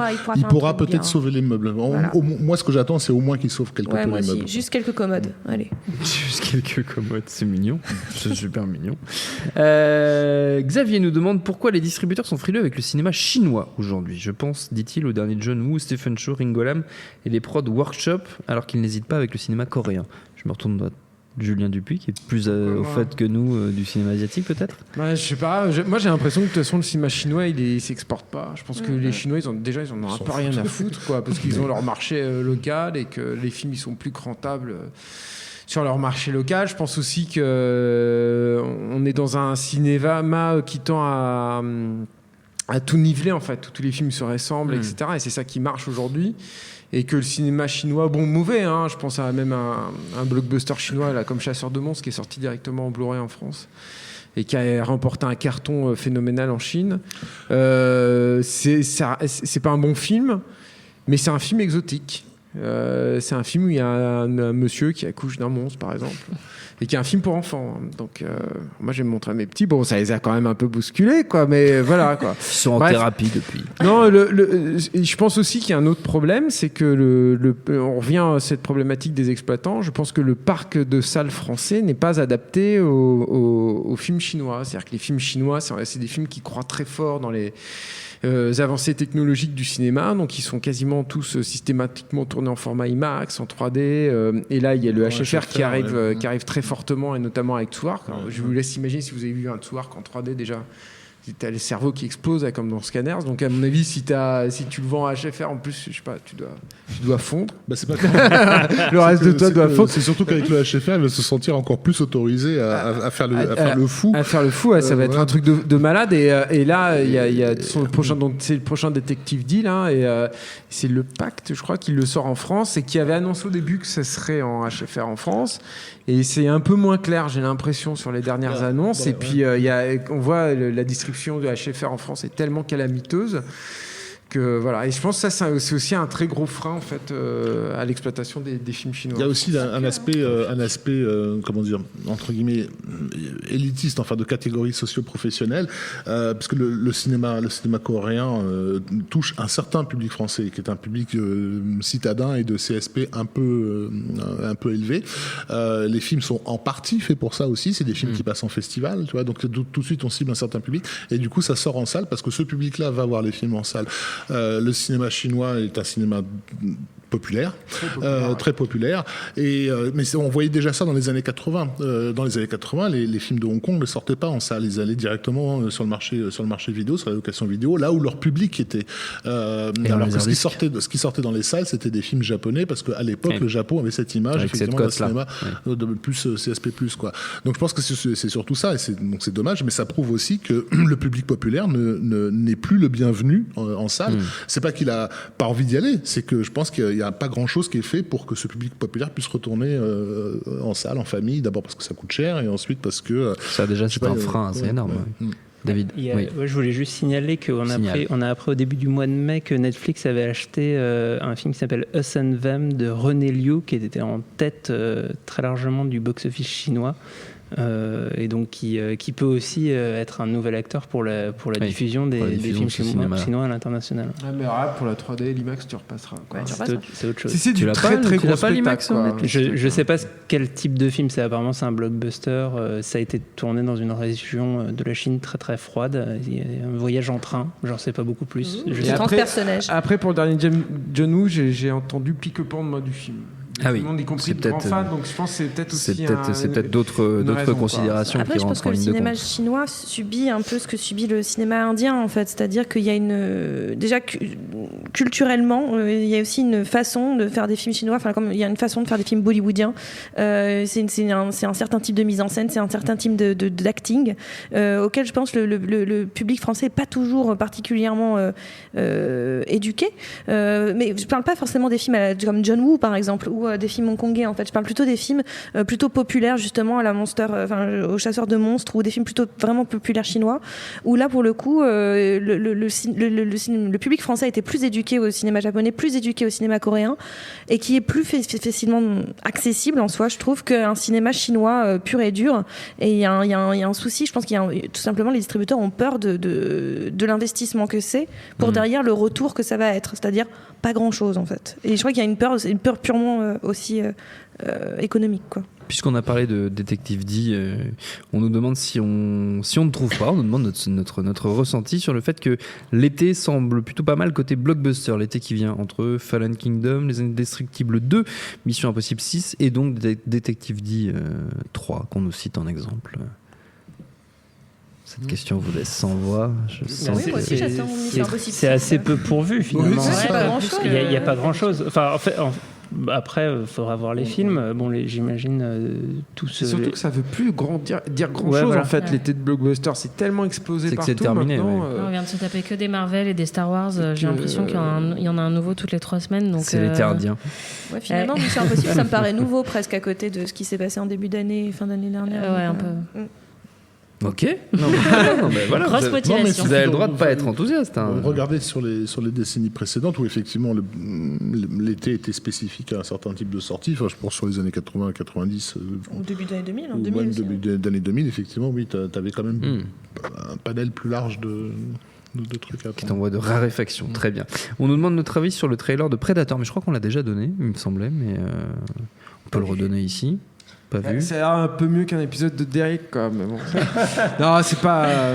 Sur l'échelle des épisodes de Derrick. Moi, c'est plutôt saison 1, saison 2. Mais moi, il me fait un peu peur. Hein. Moi, ce film, apparemment, en plus, il y a eu des gros problèmes là, sur le tournage et tout. Il y a eu beaucoup de retakes. Je suis pas sûr qu'elles aient toutes été assurées par Shane Black, en plus.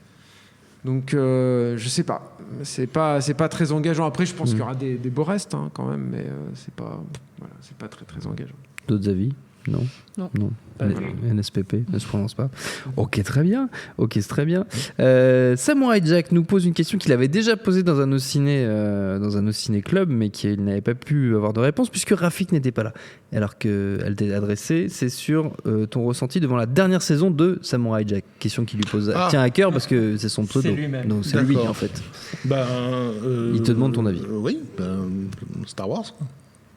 Il va falloir préciser. C'est-à-dire que ça fait maintenant 18 ans que je vois des gens anxieux à l'idée de pouvoir faire l'expérience d'un nouveau Star Wars et de se persuader à chaque sortie de film que c'est celui-là, c'est le bon. Ils peuvent le faire en regardant Samurai Jack. Voilà, ça existe, ça s'appelle la saison 5 de Samurai Jack, arrêtez de nous faire chier. Voilà, tout simplement Star Wars. Magnifique. On va prendre une dernière question. Pierre qui nous demande, Jacques Audiard arrive aux États-Unis avec les frères Sister dont on a pu découvrir, c'est gentil, la bande-annonce. Ça fonctionnerait donc dans les deux sens, le brain drain.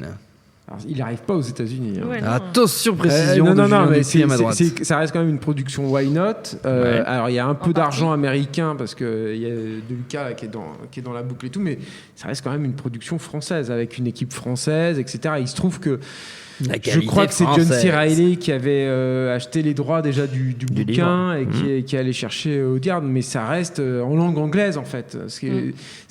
Moi, ce qui m'intéresse, c'est Audiard qui va faire un western. Ouais. Parce que le western, c'est le genre, je pense, qui se plie le moins aux modifications des auteurs qui s'en emparent. C'est-à-dire que je pense que c'est le genre qui, pour plein de raisons, impose le plus un certain type de filmage, un certain type de cadre, voire même, je pense, un certain type de thématique et de personnage. Et donc, moi, c'est là-dessus que j'attends, en fait, Audiard. Même si dans la thématique et les personnages, Dipan était, à mon sens, déjà très proche des logiques et des codes du western. Ouais, mais sauf qu'il l'importait ailleurs. Enfin, là, ça va être intéressant de voir comment, justement, il pervertit western, pas tout ça. Quoi. Le truc qui est intéressant, c'est qu'Audiard est un grand fan de western. Je crois que c'est Rio Bravo qui est son film préféré. Ça reste pas le pire. C'est pas mal. Et d'ailleurs, Julien, qui est trop trop timide modeste, pour le dire, ne le dira pas. Signé un excellent sur documentaire sur Jacques Audiard. Je sais pas s'il y a moyen de le voir. Il a été recommandé dans une émission de nos ciné d'ailleurs. Ouais, très bien. Il est rediffusé sur la chaîne. Alors déjà, c'est 13e rue. 13e rue. Est-ce qu'il est rediffusé déjà chez eux? Non, mais vous me contactez. Non, au 13e sous le manteau, vous dites-vous que vous venez de nous envoyer un petit DM sur Twitter. Voilà, on va s'arranger. Vous lui faites un petit bisou et puis je sais pas s'il est encore diffusé. Il sera rediffusé tout de suite. Il sera rediffusé. Non, très bien. Il y aura une édition Blu-ray avec des bonus. Faut le dire. Mais évidemment que c'est un très bon documentaire. C'est Julien qui l'a fait. Tiens, on nous dit. Je prends quand même une dernière question parce qu'on est bien là tous ensemble. C'est quelqu'un qui a avec un pseudo absolument horrible que je prononcerai pas parce que c'est un truc norvégien ou je ne sais quoi. Je sais pas. El Kaijufu. Ah non, El Kaijufu. Ah, je viens de comprendre en le disant. Pas con. Tant qu'à parler de Genndy Tartakovsky, Rafik, es-tu impatient de voir Hotel Transylvania 3? Pas spécialement. Mon fils, oui, par contre. Ça très bien. Avec ça. Mon fils est fan des Hôtels Transylvania. Je l'avoue, à titre personnel, un peu plus de mal en VF, bien sûr, à m'y faire. Après, j'apprécie toujours le style animé, mais je reste sur Samurai Jack. Il y a toujours des beaux morceaux d'anime et de mise en scène dans les Transylvania. Après, ça vise un public spécifiquement enfantin, quoi. Mais je comprends pas qu'ils restent là-bas chez Sony pour ça, alors qu'ils l'ont sapé son Popeye et tout. Tartakovsky a vraiment un auteur qui demanderait à s'épanouir plus, quoi. Il devait nous faire The Power of the Dark Crystal, et puis effectivement à la place il a fait Hotel Transylvania. Moi j'ai l'impression d'y avoir perdu au change. C'est dommage. Et voilà. Et sinon je réinsiste, il a fait Star Wars, ce qui est pas mal pour. Ça va. Dans sa carrière. Ça s'appelle Samurai Jack. C'est assez honnête. Non, je disais ça tout à l'heure, j'ai pas été plus explicite, mais simplement parce qu'on y retrouve la fibre mythologique qu'on est en droit d'attendre d'une saga comme celle-ci. Il me semble qu'on en avait parlé dans une émission de nos ciné, il y a très longtemps, mais ça me rappelle quelque chose. On va se quitter là-dessus. Merci à tous les 5 d'avoir participé à ce No Ciné Club. Merci à Quentin la technique, à l'antenne Paris pour l'accueil, à Joël pour la transmission des questions, binge.audio pour toutes les infos utiles. On vous dit à très vite. Ta gueule! Viens ici, sale enculé! Salaud!